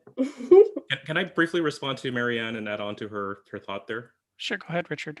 Yeah, it's interesting you mentioned you didn't want to use the word propaganda in bringing up Edward Bernays. For those who are not aware, he's also the nephew of Freud. In that propaganda was originally the chosen word, but they decided not to use propaganda because of negative association with Germany in World War I. Yeah. Yeah, I mean, because all societies have to propagandize their societies, to be pro-war, right? So the original word was propaganda, and he was particularly genius. The story of Edward Bernays that I always carry with me is previously in the early 20th century, smoking was very taboo for women. There was a phallic association with it, that was negative. Why would that be? Victorian society. But like the major tobacco companies are kind of looking, it's like, man, how do we grow, how do we continue to grow our market? But we basically have half the population untapped here. And so basically Edward Bernays, like it was made to look like something, and so at the same time there was the suffrage movement, women's suffrage movement happening. Mm-hmm. So what Edward Bernays engineered was he basically asked a number of debutantes, like during a public parade, I think in New York City. So, in modern days, we would think of these as influencers, right? And basically, sort of as an appearance of protest, of ground roots protest, they joined the parade, and then they lit up a cigarette together, and then the whole news campaign thereafter was basically, the title was Torches of Freedom. So they co-opted the entire women's movement into a pro-smoking They co-opted movement. it to basically expand, like tobacco's market share now into women. Yeah. That's Dowdy, and then before you, Sharon, Dowdy had his hand up. So Dowdy, then Sharon. okay. Yeah, no, I'm one to believe that we're totally in Huxley's Brave New World, and I think it's only going to get worse, so I don't mind using propaganda. I think eventually we're going to wake up from America and be like, wow, they're as terrible as like Mao Zedong's China. They just did it totally different. So they had a different football jersey, but they're still playing football. And I think we're in some shit there. But one thing I'm wondering here is like Christianity, and like I think I'm finally figuring out how to begin approaching Kenneth Smith. Like his prose is amazing, and he definitely has like he definitely has a Christian that Christian viewpoint that I find so fascinating, and it's seemed a lot intertwined with Greek ideals, and you see this a lot with the German romantics, and I find him on that line. I'm wondering though, because Christianity is basically the idea that judge not your neighbor because only God is the judge. And here I am, a millennial, and like growing up in a culture that is just so morally relative and like don't judge anybody for anything. And it sounds so nice because it's like, then I can do what I want and nobody theoretically should judge me. But at the same time, as Sharon was explaining, like my skin's as dark as the soil too. So I'm not exactly excited about what's going to come next for us. And so like there is like, I'm living in a society that is constantly judging, and it's like there's judgment everywhere, and we have to judge in order to discern, right? Like I have to. And so like how then do we navigate this, especially for young people who are kind of stuck in the same purgatory as I am? And like we seriously need therapy because it's like, are we supposed to judge or are we not supposed to judge? And then here these myths are coming along, which Kenneth Smith is talking about, and like how then are we supposed to judge these myths, or how do we like passively accept them and try to figure out if they're actually revealing to us the Heideggerian reveal of the truth? I don't know. I suppose that's more of a vent than a question, but that's great stuff, Dowdy. I gotta call on Sharon first. Go ahead. As an older person, Dowdy, and I think I'm pretty a few multiples of your age. Christianity is a very confusing. The scriptures are very confusing because I listen to you talk about judge not, and there's a part in the Bible that says if your right hand offends you, chop it off, which is metaphorical, which means that it's okay for you to decide that it is bad and therefore act on it. So it's your lived experience, I think, will allow for the evolution of your faith. And that's the best I can say for that. But I wanted to follow up with something that Marianne said. The culture of individualism in our society right now is being significantly undermined by this pandemic. And I do not know if this is the way the universe corrects itself. When you get too far out there, it kind of brings you back in, because what we are seeing now is how interdependent we are on each other. And Yes. that's my take on it. I mean, I see we're depending on the healthcare workers, the transporters, the people who stock the supermarkets. It's just like a whole big circle. It's the interdependence of living organisms, which you see in nature. Yes. We need each other. Yes. Yeah, it's a myth that you could lift yourself up by your own bootstrap. You know, it's hilarious that people use that phrase. I lifted myself up by my own bootstraps, and they mean it as individualists. They're insisting that that's what they did, because the phrase originates with the impossibility of doing that. It was meant to mock the position that they now think that it's, you know, reinforcing. It's like we can't survive on our own. You know, you see this in biology. Biologists, ecologists will tell you there's no such thing as a single member of a species. That's a species that's already extinct. Like the northern white rhino in Africa, there's only 2 females left. But even if there were 3 or 10, it's too few. They're already extinct. And, you know, it's because species need to be made up of multiple members who help each other and teach each other. It's the only way they can survive.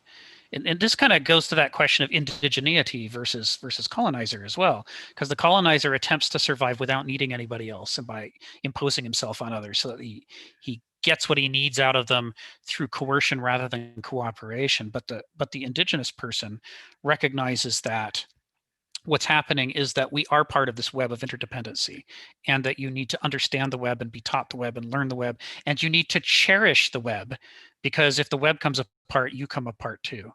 It's like when at Standing Rock, it became a slogan to say "Mani Wikone," which means water is life, and what they're saying is, you know, it's the equivalent of the meme that says, I hear your argument, but here's a cat on roller skates with a top hat. Your argument is irrelevant.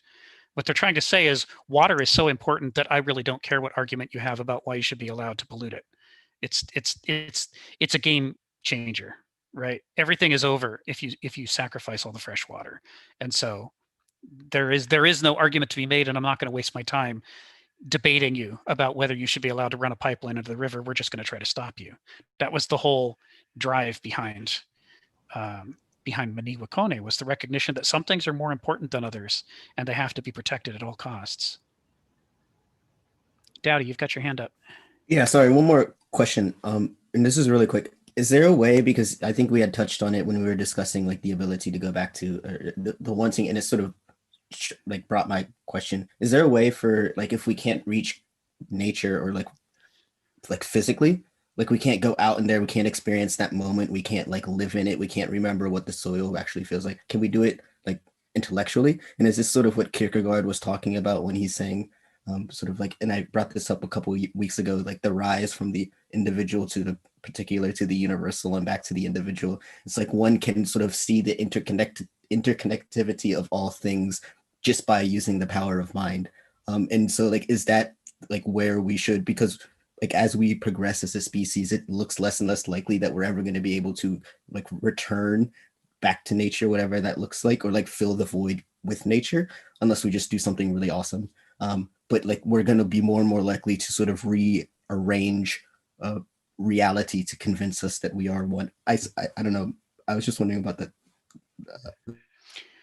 So let me bring Hegel into it, since Kierkegaard's building off of Hegel with this. Well, one of the things that Hegel talks about when he sets up his schema of the Begriff, the Verstand, and the Vernunft, is that when we move beyond strict intellectualism, abstract universalism, he calls it, we don't just return to the Begriff. We don't just go back to the concrete particular. He says he's not proposing that we all return to the trees.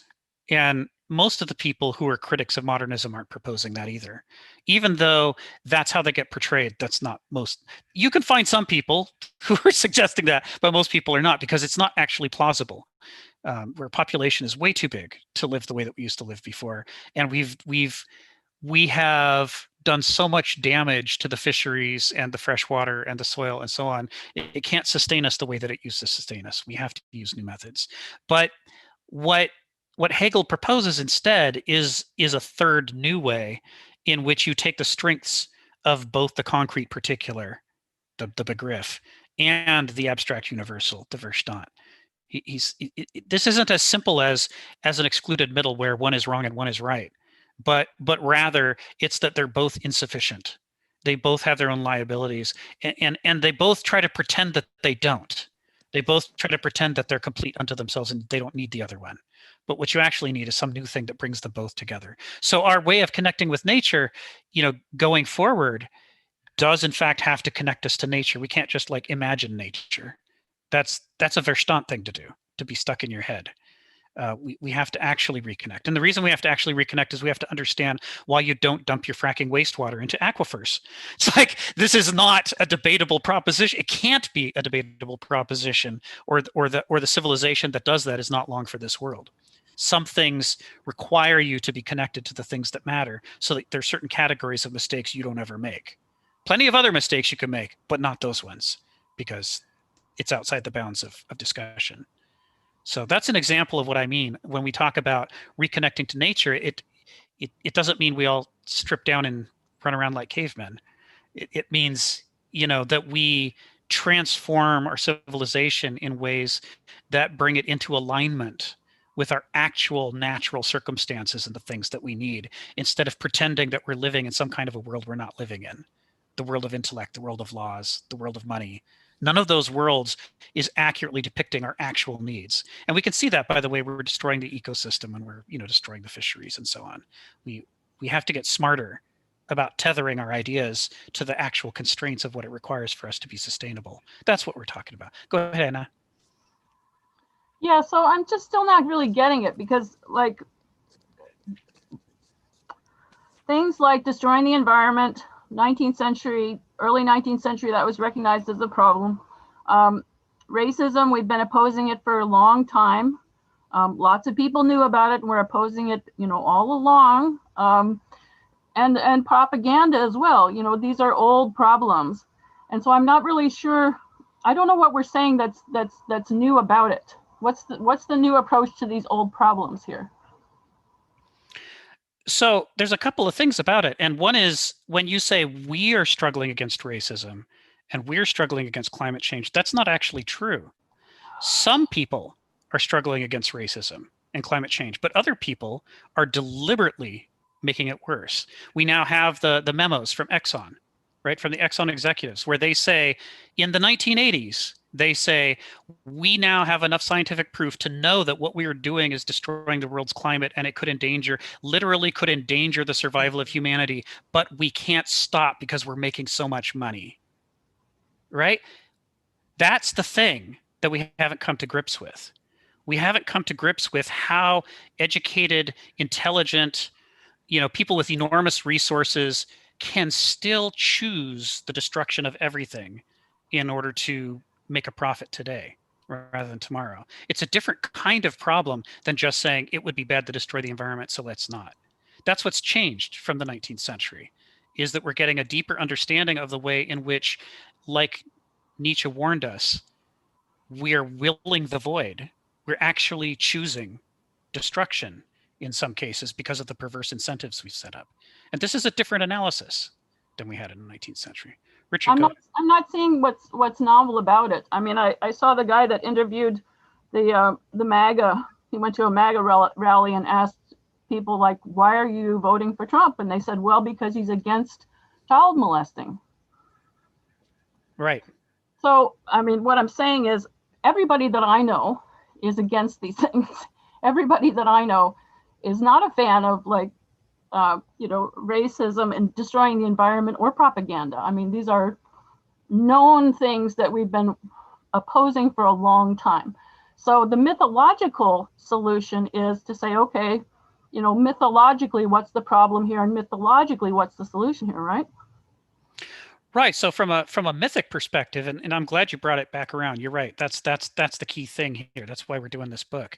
The mythic perspective is that when we talk about pollution or destruction of the environment or racism, if you just open the newspapers or you read editorials, the way that people explain it is as ignorance, that people are just ignorant about other races, or they explain it as they're too subjective, they're too emotional, they feel angry, they feel bigoted.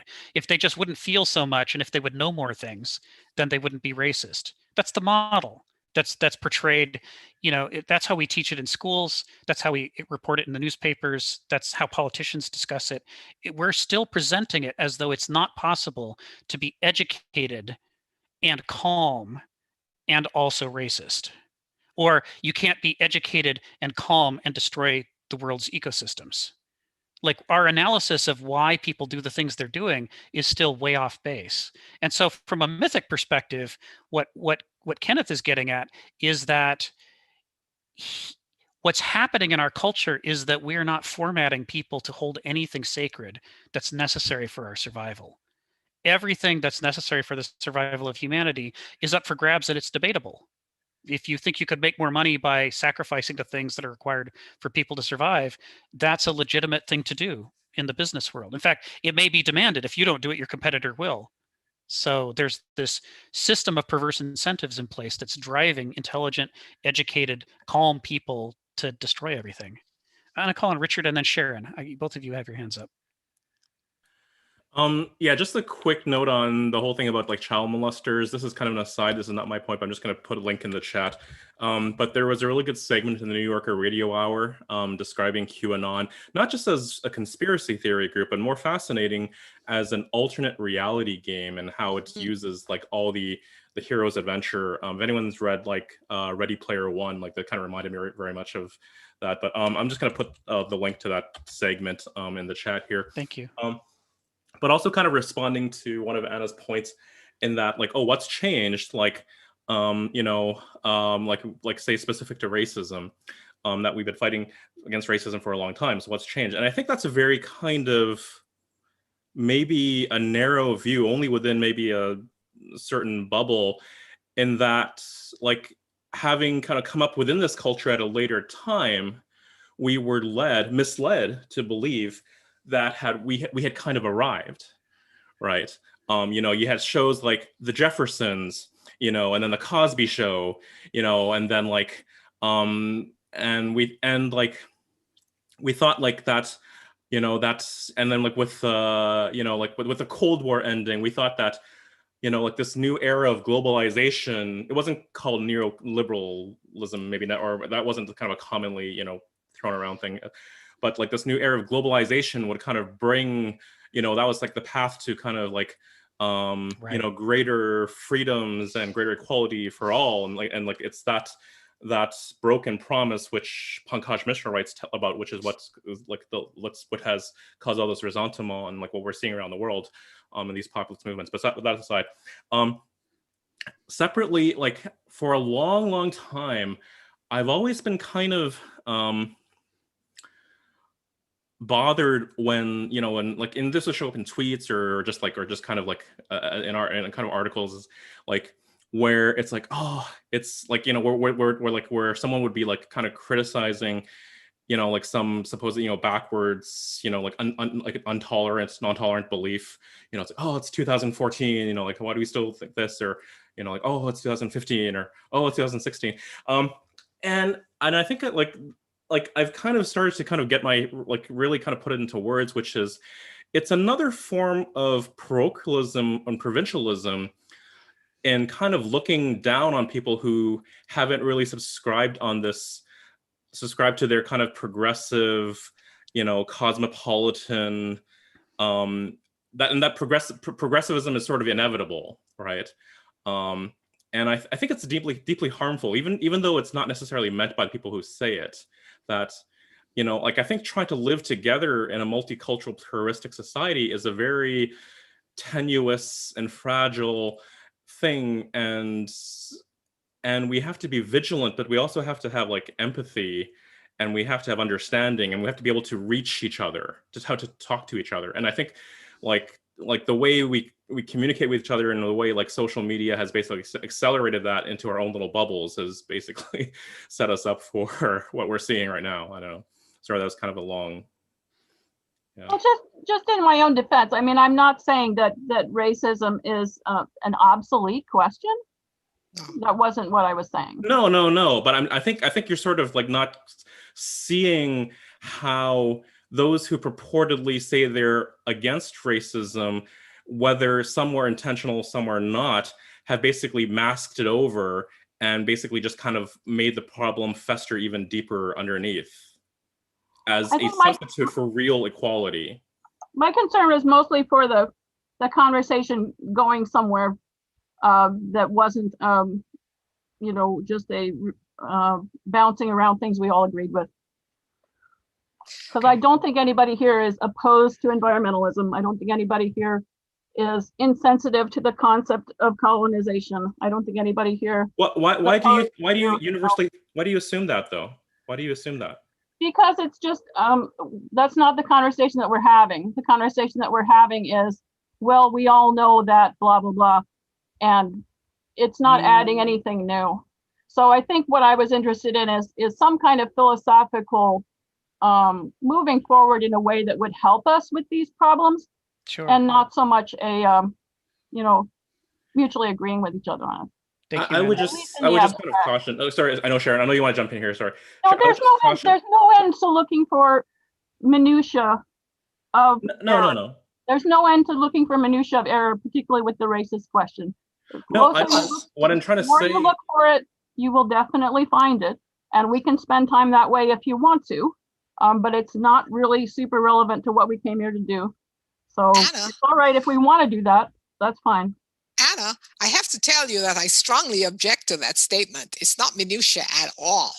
And the reason we're talking about it is because we're talking about myths and cultures. And the reason that the conversation is continuous in the culture, racism, climate change, and all the other areas that are part of the conversation is because it's causing human suffering.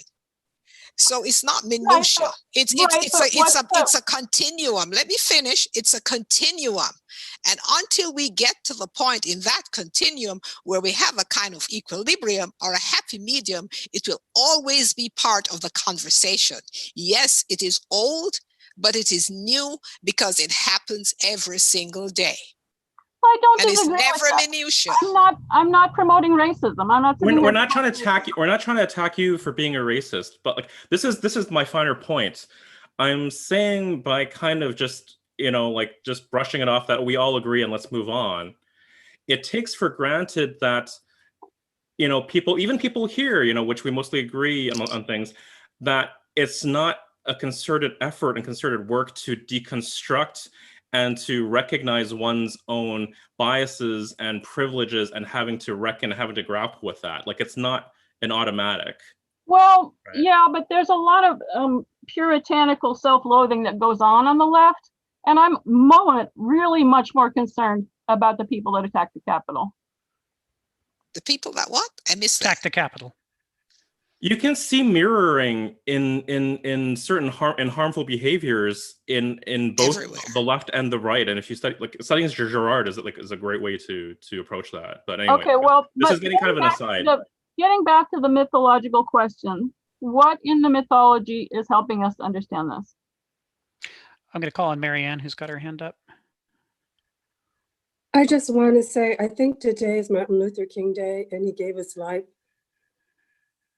Right on. So I feel somber about that. Many lives have been given and still are being given every day.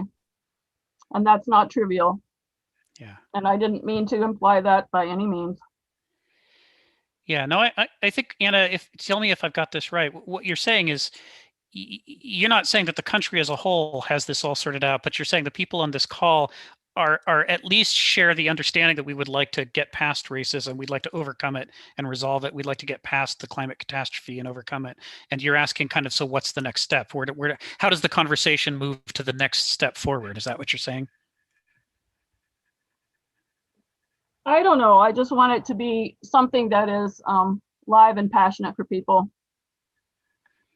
And if that's live and passionate. And if we talk about things that we assume, that are kind of the background of our own ideology, it's going to be invisible to us. Yeah. Yeah. Dowdy, you've got your hand up. Yeah, I guess this is one of the things that I'm still looking for in Kenneth Smith. And like I said, I'm in no way a professor. I don't know him that well.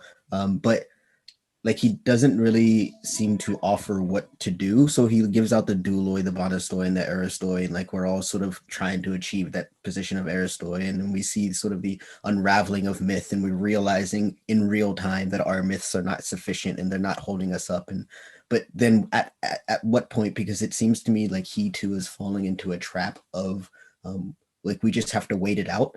Like we can't really do anything. Yet at the same time, we are trying to achieve that art, that truthfulness, but we can't really get there because like we're so corrupt as it is that even our aristoi are going to be corrupt. And so like where does Kenneth Smith land on how do we mobilize the masses? And what is, and I guess this is one of the things I'm really struggling to find in his works, and perhaps it's because I haven't gotten that far or that to the end of his book to be able to discern this. But Rick, I'd love to hear or I guess if we're anybody Sure. really.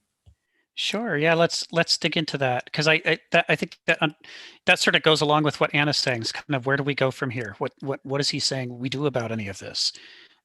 And there's a couple of things. One is part of the reason why he belabors a description of our circumstances is that in the same way that we could say an obviously bigoted person is living in an imaginary world in which Black people are all different than the way they actually are. He's saying that those of us critiquing racism are also living in an imaginary world in which we don't understand the relations between us and other people that are causing these things to come back when they were actually here the whole time. Mhm. There's a level at which we too are experiencing a false consciousness. And one of the ways that you can see it is the enormous popularity in the 1980s and 1990s of the idea of colorblindness. There was this idea that if we just pretend that we don't see skin color, then racism would end because the built-in assumption is that racism is strictly a personal decision. It's something I as an individual do as a crime against other people. The idea that there could be systemic racism that would actually be worse if we were being colorblind was completely ruled out by that colorblind model of racism and how it worked. And it set us up for allowing us to overlook how much the prison to pipeline, school to prison pipeline got set up, so that under the Clinton administration, for example, all the push about super predators and 3 strikes you're out, and we have to get tough on crime and we have to absolutely stop it. A lot of what that turned into was putting enormous numbers of Black people in prison. And this happened at the same time that there was a nationwide rollout of policies to deny the vote to felons. And so if they could get you charged as a felon, suddenly you became a political slave because you didn't have the franchise anymore. And they would tell you it was your fault, except that they manufactured which things were felonies and which ones weren't. They'd always say that they were locking up violent felons, but frequently they were locking up nonviolent felons, or they were manufacturing a felony where none had actually occurred. And this was all okay because it was, it was getting tough on crime. So what happened was enormous numbers of people who thought that they were opposed to racism approved politicians and laws that actually made racism far worse than it had been in the decade previous. And so there is this false consciousness that Marx talks about and that Kenneth Smith is talking about here, where he says, if you don't get clear about your real circumstances, not how you wish things were, but how they actually are, then you've put yourself into a tragic inversion where your very efforts to solve the problem can make it worse. This is one of the two things. And I just want to pause here and let that kind of get absorbed for a second, because it means that we shouldn't be in too much of a hurry to rush through the part where we understand how things are going on. Because if we get it wrong, then we become agents of racism, even if we personally don't feel any animus. Even if we admire people of other races, we can still make their lives far, far worse by acting according to the imaginary world we think we live in instead of the actual one that we do live in. Richard, go ahead. I'm taking my time just to kind of allow, people for that to sink in as well. But before I kind of, going with no, I think yeah, that's very much to what I'm trying to say, but didn't quite get it out yet this time, is that when I look at people who like watch Fox News and then people who watch CNN in the mainstream, they're both like, and I mentioned this kind of last week too, like they're both delegitimizing each other and saying like this is not America, and they're both in their own kind of fantasy world. And Anna, like I don't sorry, I'm not trying to point you up, like, but I think I've had this discussion with other friends too, but like since you last mentioned it, like yes, I have great concern about the people that stormed the Capitol, but at the same time, if you're able to change perspectives as Kenneth Smith says, it's very easy to imagine any liberal techno dystopia like police state coming up from the other direction as well. A what? Any liberal techno dystopian police state Coming up from what? from the other direction. In our response, in how we react to the storming of the Capitol. Oh, yes, I'm extremely concerned about that. No doubt, the anti-terrorist laws are going to hurt us worse than they ever hurt the right. Like I think, like it's now like, isn't it on the order of 25,000 troops that are in DC right now? Yeah. Oh, it's gonna be the left liberal that suffers for the crackdown on domestic terrorism for sure. Because obviously, I mean, you know that because of what happened over the summer versus what happened on January. Going back to the racism question though, and actually, to tell you the truth, we should talk about this partly because it's Martin Luther King Day. But see, the thing is, approaching it psychologically, everybody that I personally know would say, I am not a racist. Right. And probably everybody that I personally know is a racist.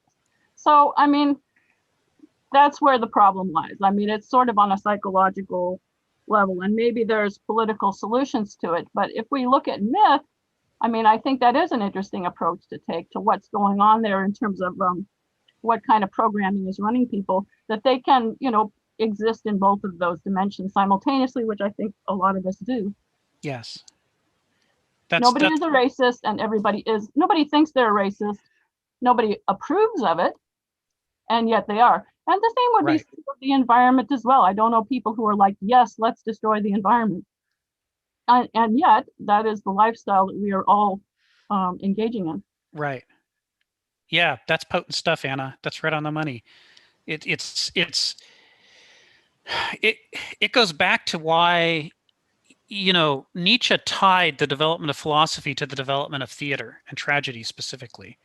And in doing that, he's tying it back to the Homeric Olympian project. The creation of the Olympic Games goes hand in hand with the creation of Greek tragedy as an art form, specifically designed to show us sacred truths that are hard for us to understand in everyday life, to set up situations where things that are really important for us to understand, but very difficult to understand, are shown with such clarity that we have an aha moment and go, oh crap, you mean that could happen?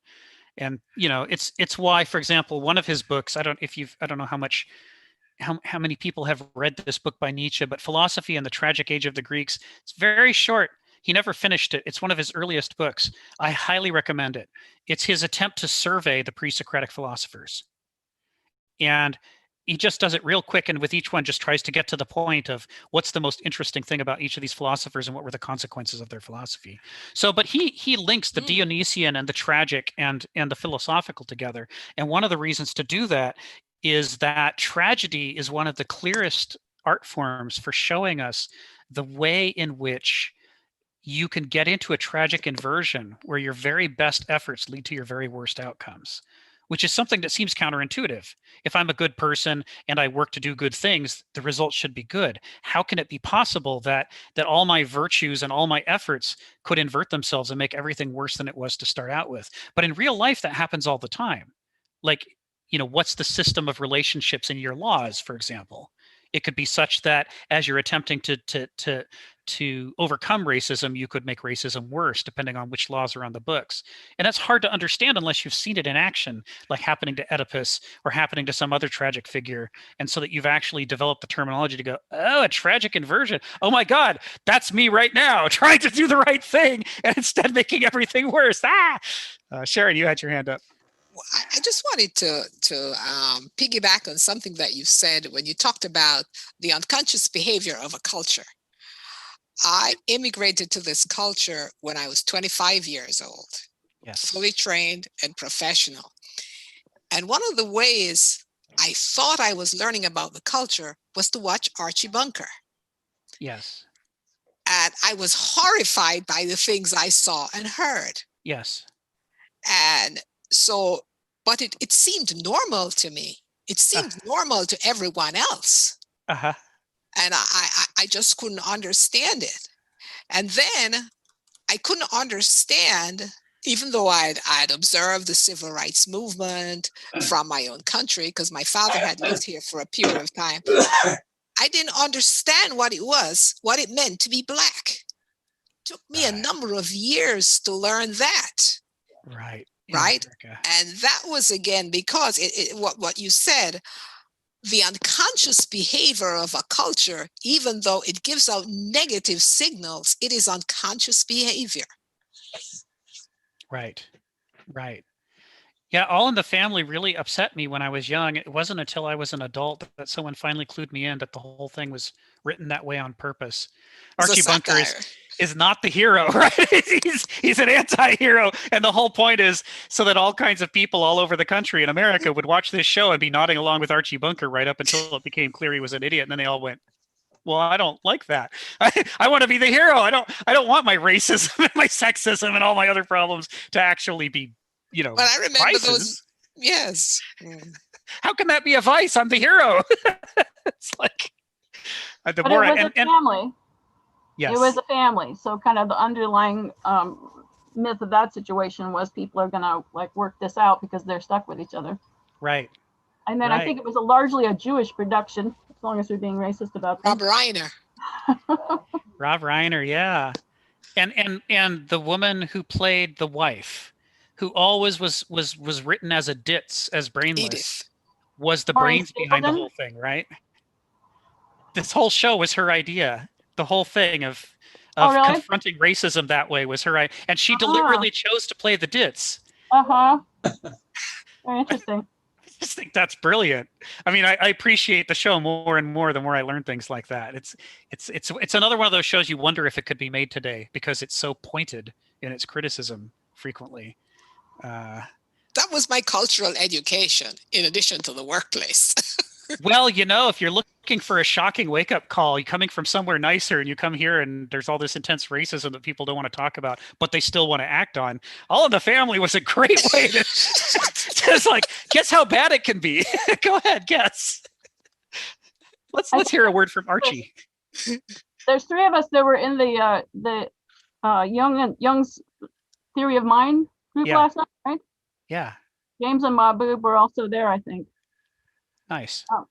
Anyway, I think it was Young who said that the line, maybe I'm wrong who said this, the line between good and evil is not between us and them, but runs down through the middle of every person.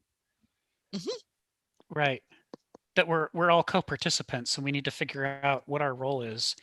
This is that thing we've talked about in the past about alcoholic families. You grow up and you think that the problem is the one person who was drinking. And it takes a while to realize that every member of the family was participating in making that happen and keeping it going. They each had different roles, stereotyped roles that they slipped into and weren't even aware. They thought they were being individuals when they're actually being symptoms of the disease in the family. And it was a wake-up call for me to realize that. So when we look at racism, at a personal level, we can just say, well, since I'm nice to Black people, I must not be racist. But if we start looking at it as a systemic level, then we have to start asking the questions about our role in perpetuating racism. What is it that we're doing that allows it to continue? One of the things that liberals in particular frequently get wrong is there's a cluster, and I recognize them because it was me in the alcoholic family. It's the enabling cluster. And it goes like this: don't judge, right? You wouldn't want to judge because judging is wrong. Judge not lest you be judged. So no judging.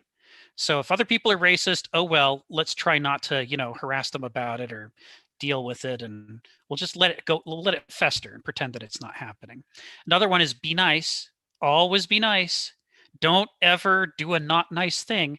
And that way, if somebody's creating a situation in which the only way to stop it is to stand up to them, you don't, because that wouldn't be nice.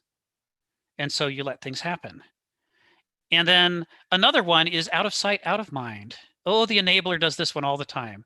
Well, maybe he was, beating people in the past, but he's not beating people today, so the problem must be better. As long as we don't talk about it, as long as we don't see it actively before us, we can pretend that it's not happening. And in this way, American liberals, they cooperated in enormous extent. They went along with the let's just pretend it's all done with, right? I mean, we don't see the KKK out anymore, so it must be over. So let's all pretend that we all feel the same way and we're all behaving the same way and everything's fine. So there was this cover up that was done by liberals in order to give themselves a comfortable relationship with overtly racist people who still existed and were still acting and still doing these things. We all participated in doing this. I mean, at least white liberals typically did. Richard, go ahead. Oh, you're on mute. Sorry. Yeah, it's like, and now it seems like the reflexive, like, whether it's even just like, there's not even examination of like whether it's justified or not. It's basically just to go straight to canceling, right? And then we sort of have this fantasy that like if we ban them from all social media platforms, and like we don't see them in the workplace because they got fired from their job and they can't hire them, that these people will just go away. Exactly. Right? I mean, like, where do we think they're going? It's mob justice in another form, right? I mean, like, back in the day, you could exile them from your village, but like, right, in this globalized world, like everyone, we're all connected, right? Like, right. They live next door to you, right? Yeah, it's like, I mean, one can understand why somebody who's the object of racism deserves to be able to do cancel culture. It's like, how much hatred should you have to put up with to get through your day? It's just not acceptable to say you have an obligation to debate every KKK guy who comes along. That's not okay. You should be able to just say, no, no, no, no to all of you. But the people who are not the object of racism, who have more spoons to work with, who don't have to deal with this every day, they should use those resources to do more than just paper over the problem and say, well, now that I don't have any people on my friends list, racism must be done in America. Everything must be fine now. It was very telling that I forgot his name right now, but like he was in New York Central Park. He was in Central Park in New York, and the lady with the dog, called the cops on him. Cooper. Yes. Yeah. Yes. Yeah, like he was defending that, he was defending her, and that like she had like this is too much, it was just before the George Floyd incident, like these things build up, right? Yeah. But yeah, he was like not for like further piling on, and punishing the woman, right? Yeah. Joseph, go ahead. You got your hand up, and then Anna, and then Sharon. Just briefly, the one thing that I want to come back to is the idea of how we make problems worse. And we actually think we're coming up with a solution. Mm-hmm. And how do we fit our rule? Like, how do we fit our, and then how do we fit our role within that? So the idea, Sharon couldn't hear, but I was just proposing that we revisit this idea of how we're making problems worse when we're coming up with solutions. And specifically, I was thinking about the idea of it, just as an example, would be the 3 strikes and you're out type of policy. That was, okay, we're going to get tough on crime, but we're actually making things a lot worse in this process. So that, just as, and I think and even when you're talking about the environment or whatever you're talking about, is that we don't think in terms of systems in general. So that's what I'm trying to kind of like get myself to, is to not only take a step outside myself, but to also start to think in terms of systems and root causes of processes. And I think it's really important because, especially what's going on now, we're throwing money at things and we think that that's going to solve problems, and that's not going to solve problems. And this is something where I really want to explore a little bit further, because I want to have a methodology to get to a root cause of a problem that kind of at least lets me step outside myself and understand, at least I don't want to use the word understand, actually, that's a loaded word, but to comprehend a little bit why other people are doing what they're doing. And I think that understanding myth culture allows us to do that. But is there any specific methodologies that Kenneth is giving us in this particular section with lies that would allow us to address that? We'll come back to that. I want to catch up on the hands. So I see Anna, Okay, then Sharon, sure. then Dowdy. I'm pretty much with Joseph's question there. That's pretty much where I'm at too. Okay, go ahead, Sharon. Well, if you remember when I began, I said I spent the weekend thinking about what Kenneth Smith wrote in Myth and Lies and what I saw happening, and that was the outcome. And right where Joseph said, he said the process is. Now, as a physician in the operating room, when you had an adverse outcome, what we had was a root cause analysis. Yes. Just like you said. And that root cause analysis involved all the involved participants. And out of that root cause analysis was a way forward. And how, as a society, given the depths of our myths, do we engage in that kind of root cause analysis to find a way forward? Yes. Thank you, Sharon. Dowdy. Yeah, no, I the more that I think about my question, the more it's basically the same thing. And that's a really amazing question, Joseph. And I think this gets back to what I was saying about how come, like, is there a root cause, or are we just seeing like a bounce that this species goes through, and we're at one particular point in this bounce? Like the idea that we're just, in a sense, history doesn't repeat itself, but it rhymes, the Mark Twain quote. And like, we can't really get out of this. We're inevitably going to go through these bipolar rises and falls. Or like, does Kenneth Smith like truly tackle that idea? Like we can tell we're in a bad state, then what? Right. Yeah, it's normal with Kenneth Smith, reading Kenneth Smith, to go through a stage of frustration in which our capacity to keep reading about the negativity is exhausted, and he keeps going. He is unstoppable. He evidently has an infinite capacity to diagnose problems that he sees in the culture around him. I get, I run out of spoons. I'm structured in such a way that I only have so much emotional capacity, and once I'm too frustrated, I have to put it down and take some time away and recharge before I can come back. He doesn't have that problem, and it makes it, for me, the reading the diagnostic side of Kenneth Smith's philosophy is a approach avoidance. I come in, I read a certain amount, and I have to go away for a while and recharge and come back, because I can't do it as relentlessly. And one of the lessons that he's trying to teach is to do that. We got to be able to walk away from a problem without walking away forever. Just walk away long enough to recharge and then come back. And the reason is, we are raised on stories like Star Wars that teach us a heroic perspective on the problems of the world, in which the problems are so simple that one person could solve them with one carefully placed proton torpedo, right? That we're sort of raised in this idea that there aren't any problems that are really that big. I think about the creationists who think the world couldn't possibly be older than 6,000 years, because how's that even possible? They can't even imagine depths of time bigger than that.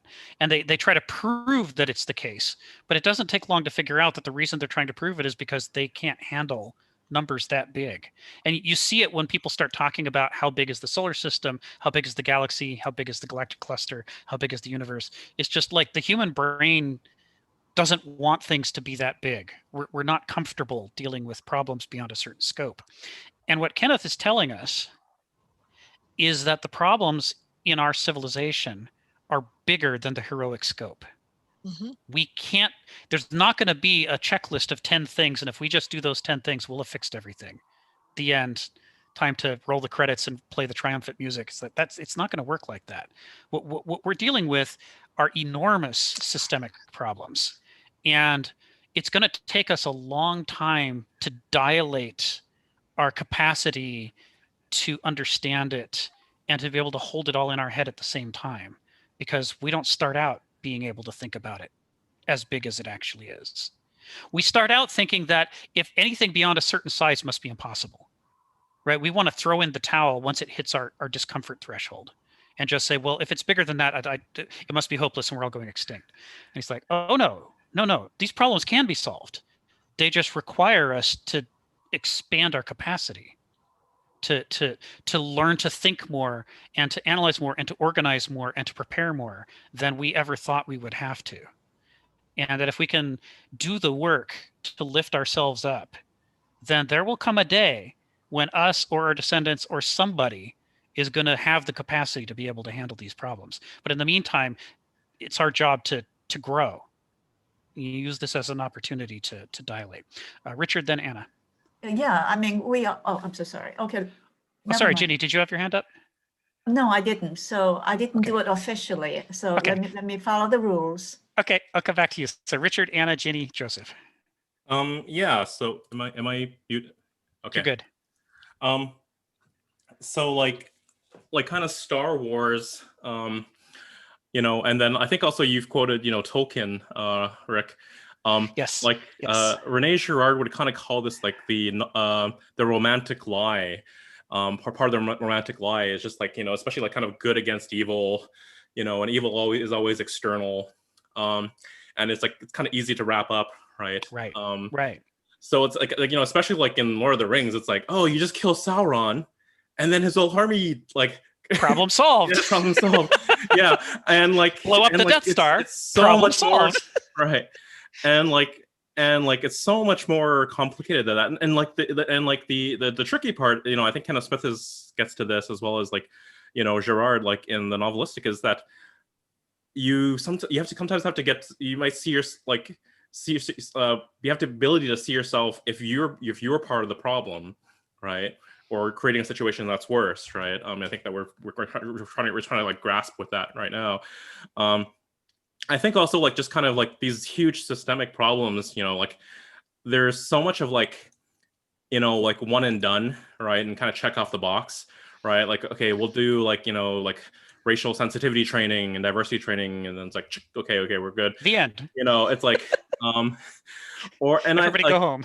Yeah, I think sort of like, you know, trying to work around at this problem. Like, I'll link to this an article. It's the title is like, you know, like allies of white allies of racial justice. Like, you're doing this wrong.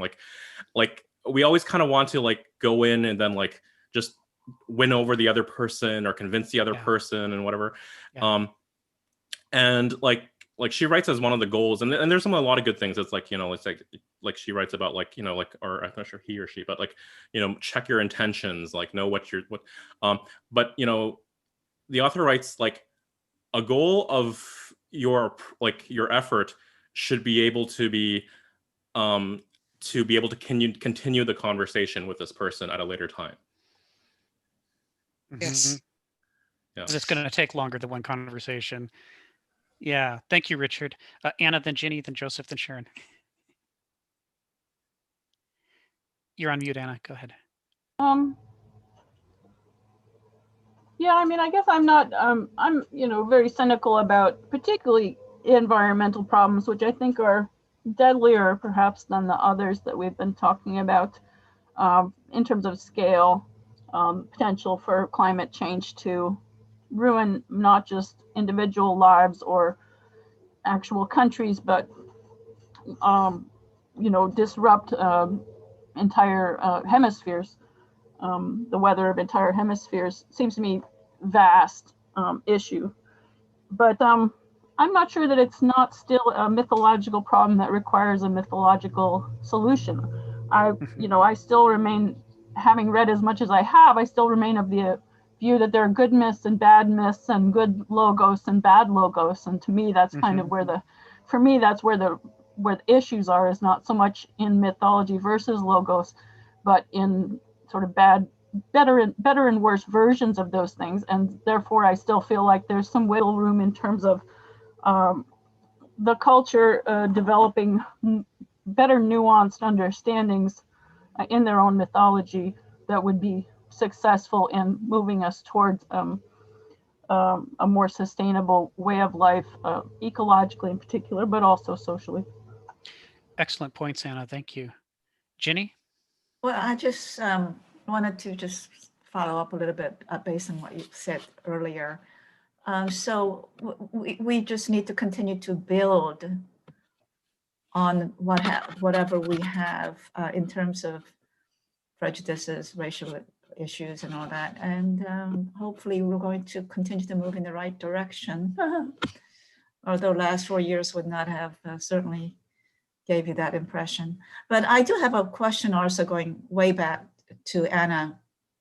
I don't understand what you mean by postmodern. I don't exactly understand the definition of what postmodern. Yeah, don't even start. It's such a can of worms, and we don't need to go there. We can just talk about Kenneth Smith, but yeah.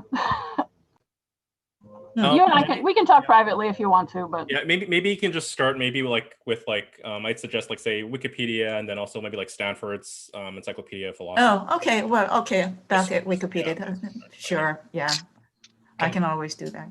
Sounds good. Sharon, you're next. I just want to say that to kind of do a little capstone of this whole conversation, I think all of life is a continuum. Racism, climate change, and any other adversity that we meet in our holiday life.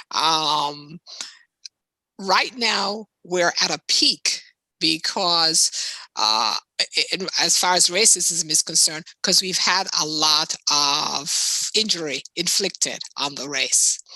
But when I look at myself, I am Black, and this neighborhood is all white. If it wasn't for the changes, I would not be able to live here.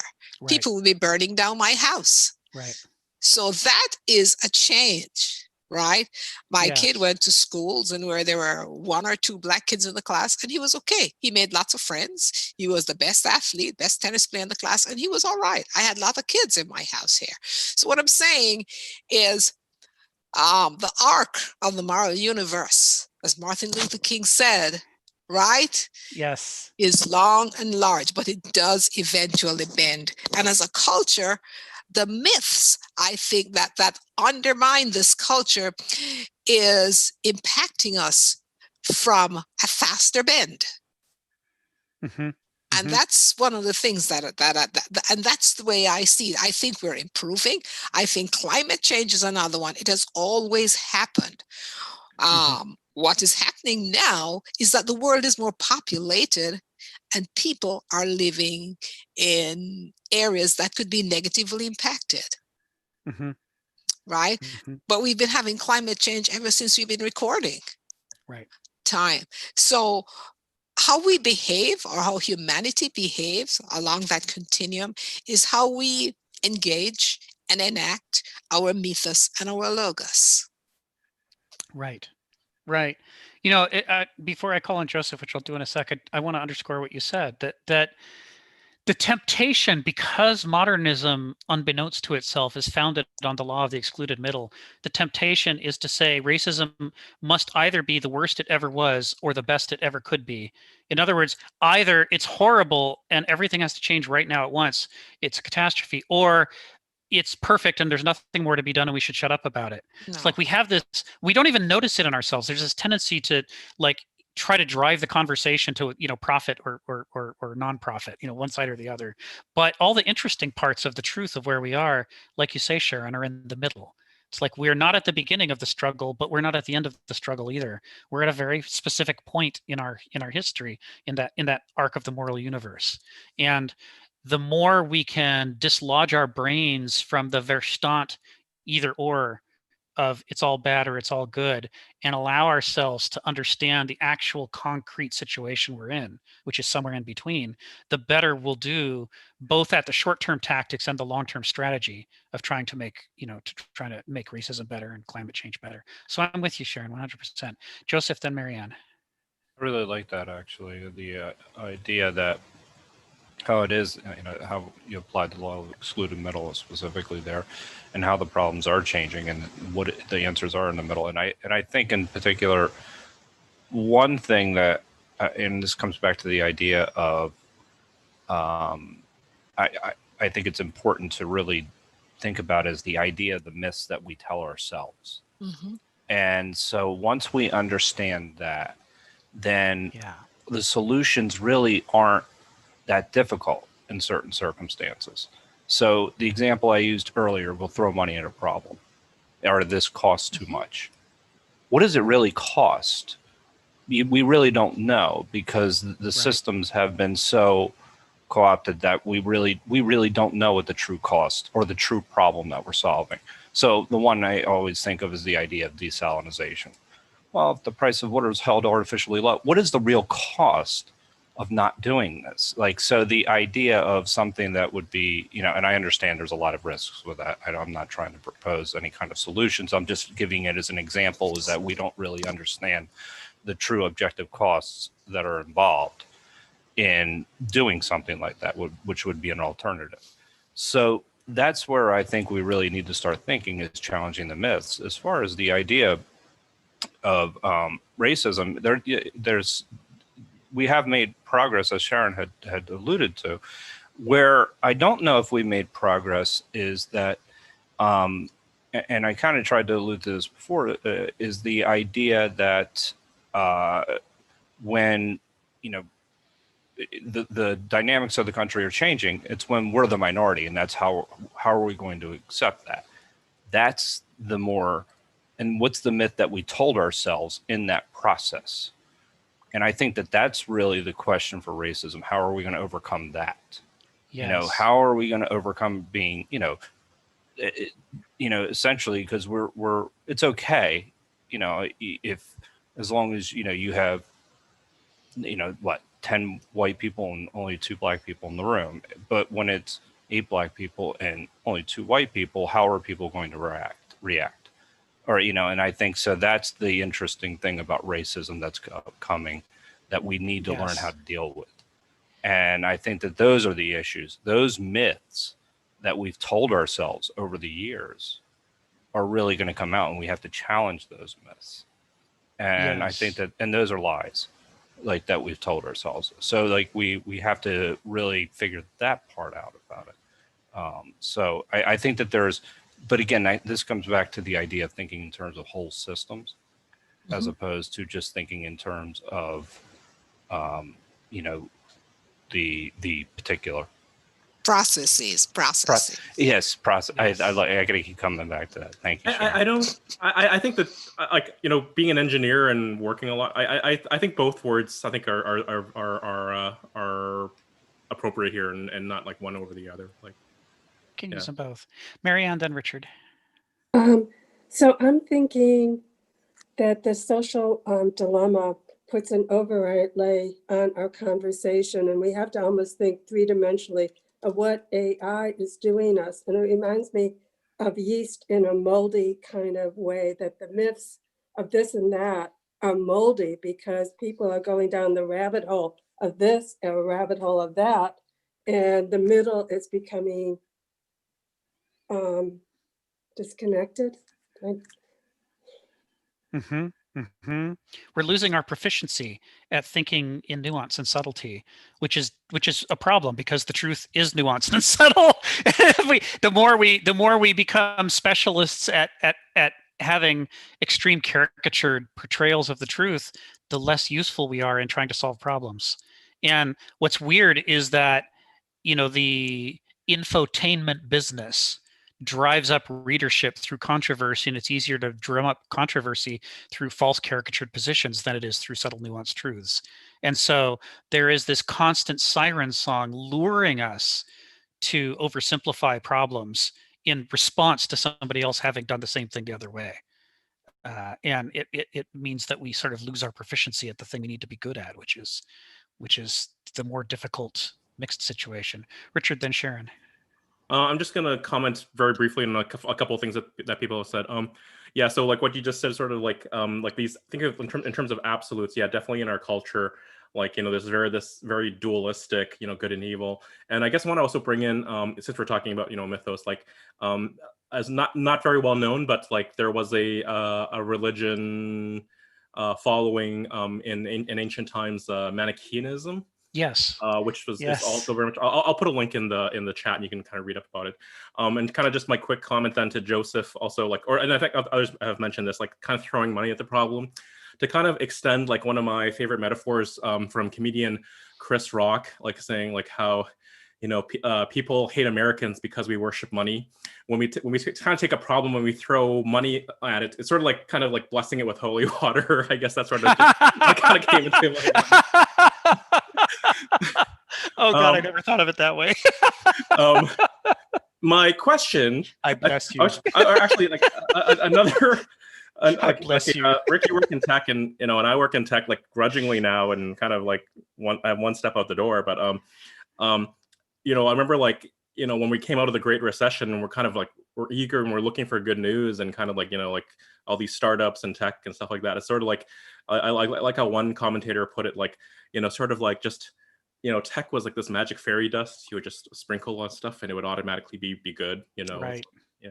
My bigger question actually is, so I read the whole essay originally way back, and I missed the reading assignment this week, but have we discussed what we're trying to what the reading assignment was this week, or no? I didn't write an intro this week, and I actually had a plan, but I didn't write it down for you guys. So okay.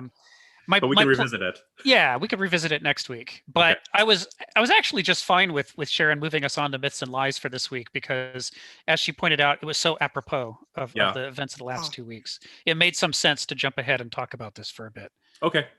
So. Well, on that subject, I think the only other on my recap, the thing that we hadn't talked about was this German word, Kulturkampfen, which is conflict. And I guess that's the only thing from the week before that we hadn't really delved into, I thought. But then I just want to address something to Joseph, because he's brought this up 2 weeks in a row. And Joseph, this is where I live. You said, you have 2 white people in a room with a bunch of black people. Well, you have. When I first joined the faculty of the University of Miami, I was the only Black woman. We had 25 faculty. Right. Not only was I Black, I was the youngest. I was a foreigner. Right? How about them Black woman? How about them apples? Right?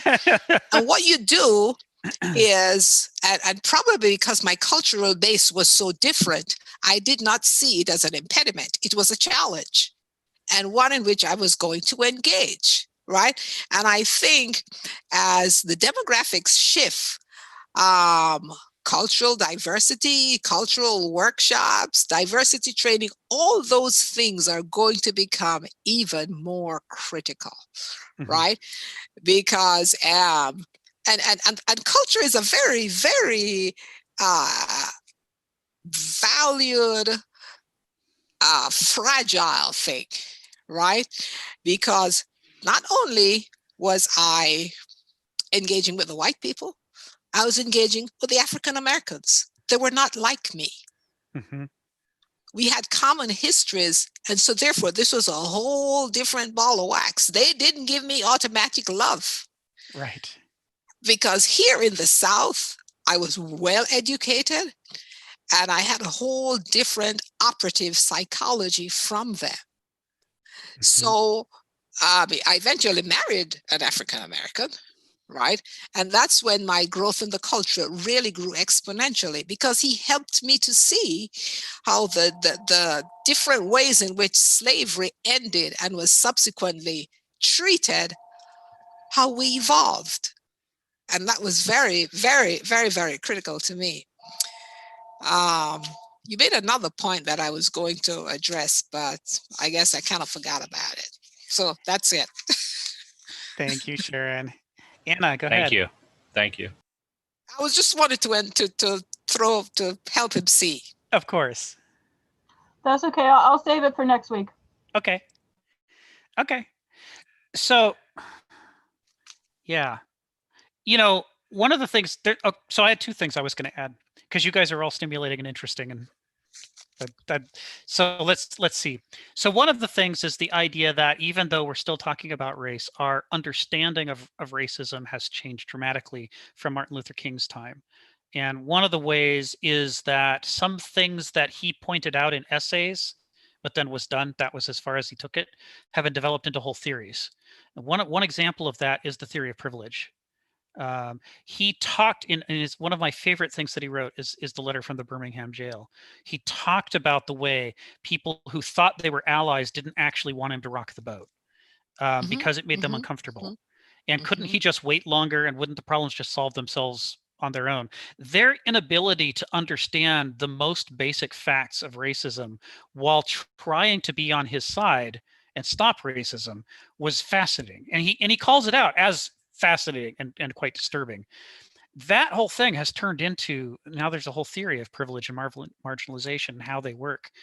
And we're still at a point where we're trying to get that understanding of racism percolated throughout the culture. So I have a white liberal friend I had an argument with 3 years ago, because when we were talking about privilege versus marginalization, he said, well, isn't the solution to make everybody privileged?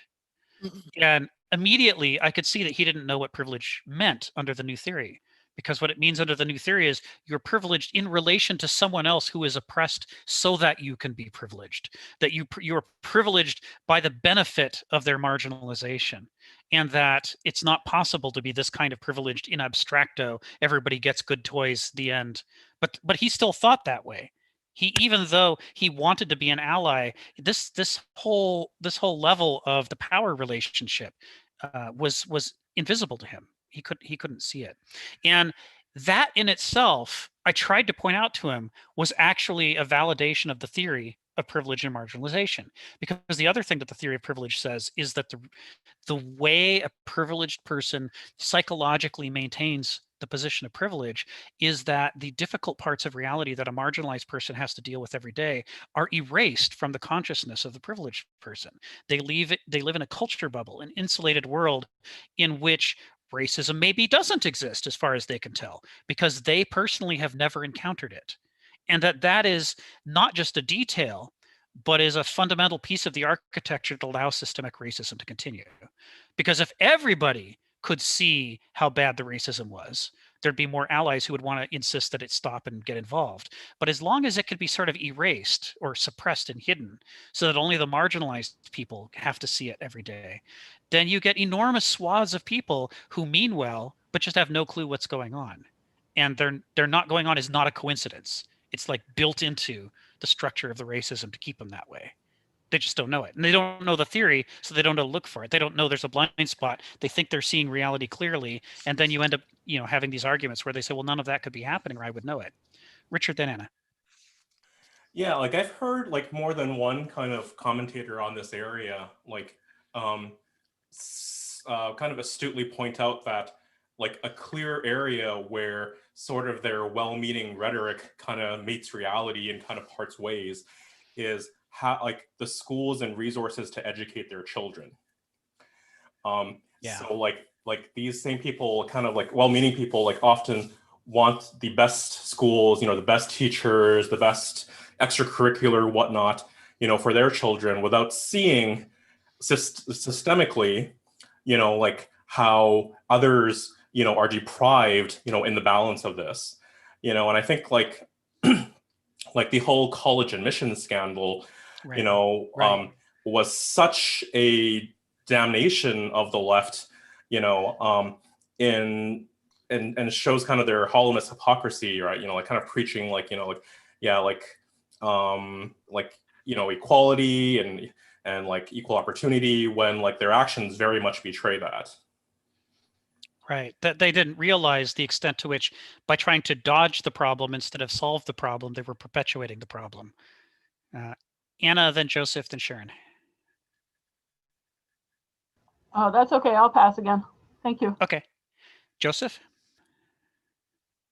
Oh, you're on mute. Yeah, I'm trying to actually just think in relation to what you were just saying, is that, again, the idea that understanding the underlying reasons as to why racism exists is actually critical. Like, yes. It enables the privilege. Yes. is a really important part of like kind of helping people understand, oh, it's not, that's systemic. And that's the part where people sometimes will hear systemic racism and they'll say, oh, there's no systemic racism. And I'm like, Right. no, it's even deeper than racism itself. It's functional. Like there's a Yes. functional component to this that Yes. you're missing. Mhm. That you're in your position because there is, and this comes back to the understanding of myth in the sense of how it informs hierarchies as well. Mhm. Mhm. And that's a really important point to draw in a parallel to what Kenneth Smith is saying. So I think that this is, you hit on a really critical point, is that the myth and hierarchy essentially, and what that enables, and then that what it also causes us to miss in our assessment of ourselves, because we miss in ourselves as to the root cause of real racism, or part of it anyway. There's a lot of reasons, but one of the major reasons it exists. You know, it's not, you're not, oh, I'm not a bad person. Yeah, but the system is kind of forcing you, and that's the reason you're in the position you're in, and that's where the whole self-made myth Right. is kind of gets lost, and then it really can spin out of control on in a number of that can go a number of different ways as well. The whole self-made myth, like that, and it has. But this is an important, really important component to how the hierarchy, how the myths, and how structures actually cause us to have a blind spot, as an example. Thank you, Joseph. Sharon, then Marianne. I was very impressed with when I first met Kenneth Smith's definition of the douloi. And I looked that up and I thought that those were the Yes. slaves, so to speak. Now, and then I want to put that together with something that you just said about privilege. Now, my interpretation of privilege is what I call access. Yes. Right? Yes. And I believe that if you, and I go back to nature, there is a hierarchy in nature. There's the lion, and then there's the ant, right? And so we're never going to have a utopia where everybody is equal. But if I were to pick one entity like transportation, everybody's got to have a bicycle and then maybe a car. When you look at an entity like healthcare, I think everybody's got to have access to healthcare because it is a social determinant. And Yes. when these factors are missing, then the privilege is impacted and we get into that big thing called poverty. Yes. And poverty and racism seem to go hand in hand. Yes. Right? Yes. Because that's where, when you have a lack, so to speak, right, and your skin's a certain color, or even if it's not, because we have poor people in this country who are also white, who have the same economic problems, who have a similar kind of angst. And I've spent many, many years, more than 40 years, working in healthcare to understand this spectrum. It is diverse and it is a drag. And until whatever systems and processes we design, and I don't know if we call this socialism, when we can enable the human beings in our society to have a basic functional adequacy, given the norms of that society, then we will have these continued discussions until our myths, the myths that we engage in, allow us to take those actions. Yes. Yes. Thank you, Sharon. Marianne. I'm thinking similarly to Sharon. I think our capitalistic system requires bubbles, and it needs to have a workforce that can be easily laid off and take care of some of these fluctuations of income. And so I look at the stock market right now, and it is so disassociated with the reality of what's Yes. going on on the ground.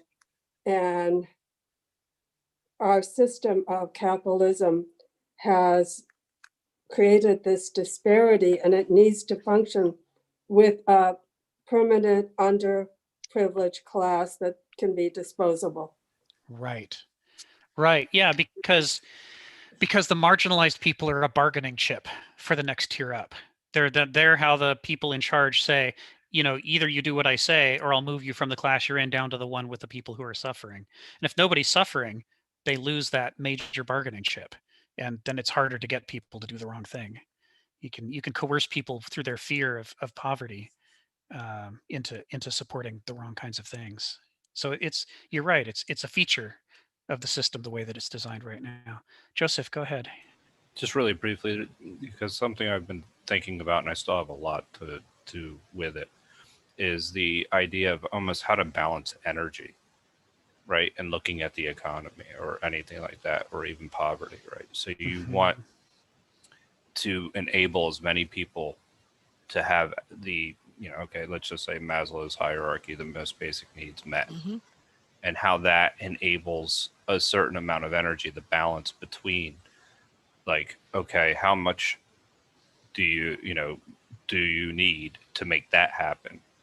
And then that ultimately maximizes the energy for the entire economy. And I think there's a couple of things that have to happen in order to even begin to have that conversation. And I think the only ones that I can think of is that we need really to understand what progress and metrics. I hate metrics, but the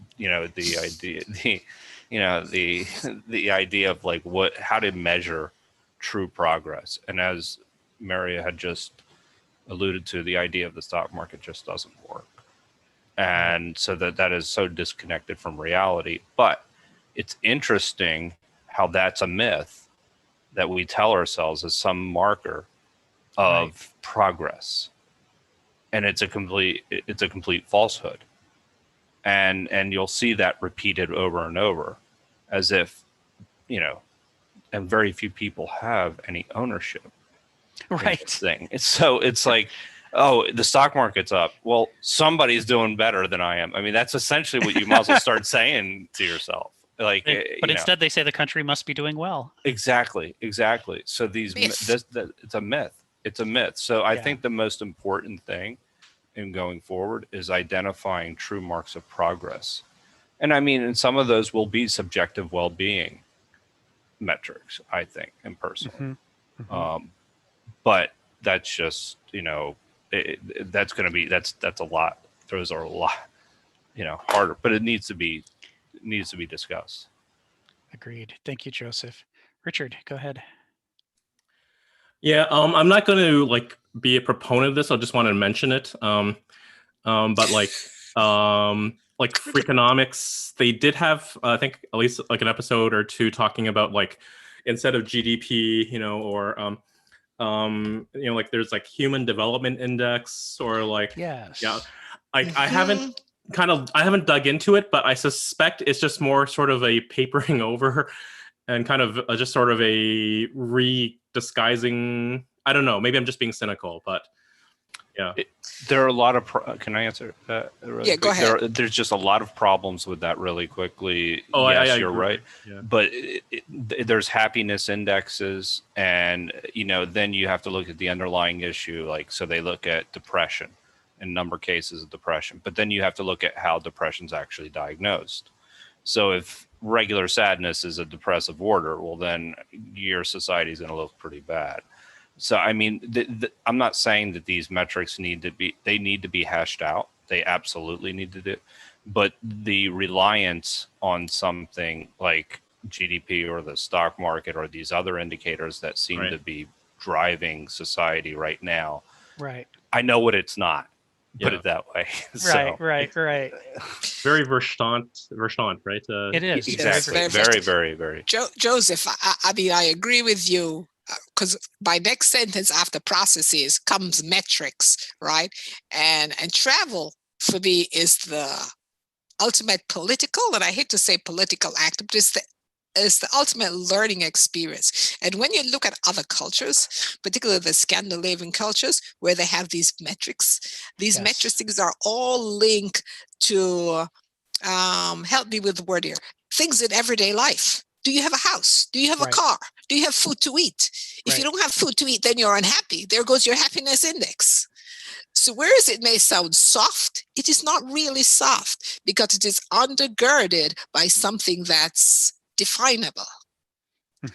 So I think, I forgot who was talking about throwing money at a problem and not really helping the problem, is because the process in which you attempt to resolve the problem doesn't have metrics and ultimately outcome at it. And I think that's part of it. We can do everything. Well, you know, the intention is there, but the implementation of that intention is where I think our myth stops us from really looking at that hard deal, because after all, we are exceptional. Right. Talk about founding myths. Yes, you know. So Anna, I agree with you, Joseph. Go ahead, Anna. Oh, just Sharon, you and I have both read *Sapiens*. Yes. As well as the *Guns, Germs, and Steel*. Marianne, I guess, has read that too. So these both these books argue that having enough resources to live is not actually the driving force in human life. I mean, *Guns, Germs, and Steel*, they say that he asserted that the Vikings on Greenland died because they refused to fish, because they wanted to eat cattle and drink milk, and that they, you know, they were surrounded by fish and they refused to just eat it, even though they had the ships and everything. And *Sapiens* is a similar argument, where he's saying that we are the storytelling species. We are our species survival is dependent on our social infrastructure and the shared beliefs amongst different groups. So, yeah, I think that both of these books argued that no, it isn't about practicality. It isn't about having enough. There's something else, is what people, the human race, really cares about, is something else than that. And on that note, we come to our 3-hour mark. Yes. Okay. So we're gonna wrap up for today. But I don't know about you guys, but I had a great time talking. Thank you all for everything that you contributed. Thank you, Rick, as always. Thank you, Rick, as always. Thank you. So for next week, are we going to discuss myth and lies, or are we moving on? I was going to actually go backwards and talk a little bit more in the previous section before we move on. Okay. I just want to know so I can get prepared. We're somewhere in chapter 4 and 5. Yeah. So my plan for next week is Myths, Aristos, and Agon again. I have some Heraclitus prepared so that you guys can see what Kenneth is bringing to bear when he references Heraclitus. Because when he referenced yin yang, he paused and did several pages on it just to sort of explicate what he meant by it. But when he did Heraclitus, he just did a reference or two to it. But he means another couple pages of stuff by that. And so I thought I'd unpack it for you guys. Sometimes he's in a hurry and doesn't quite say what he means. So was I the disruptor? No, this was perfect because I felt bad that last week I didn't leave enough time, like Richard had asked for, to talk about the events of January 6th. So this was good. You took us right back to that material, which I thought. Oh, so I don't have to apologize then. No. You should be proud. I have a question for David. David, would you consider starting a meeting on a Sunday, like Sunday afternoon? Meeting of what? I don't know.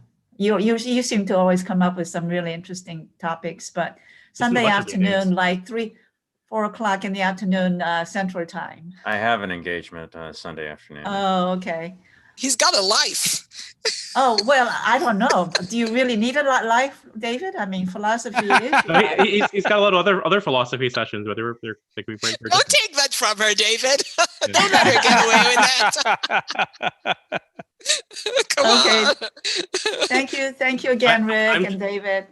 I'm just hoping that we won't have something even more pressing to discuss next week when we meet. Yes. Well, that's what happened. Let's not think about it. Oh boy. Okay. That's what happened when you admit a non-philosopher to the group. Yeah. Like me and a friend, we were watching like when the Senate reconvened, after the storm, after the storming, Yes. Chuck Schumer, who I've never had a positive opinion about anything, maybe just a little I'm biased, but okay. He was saying like, let this be the last lesson in our divisiveness or something. I'm like, last lesson?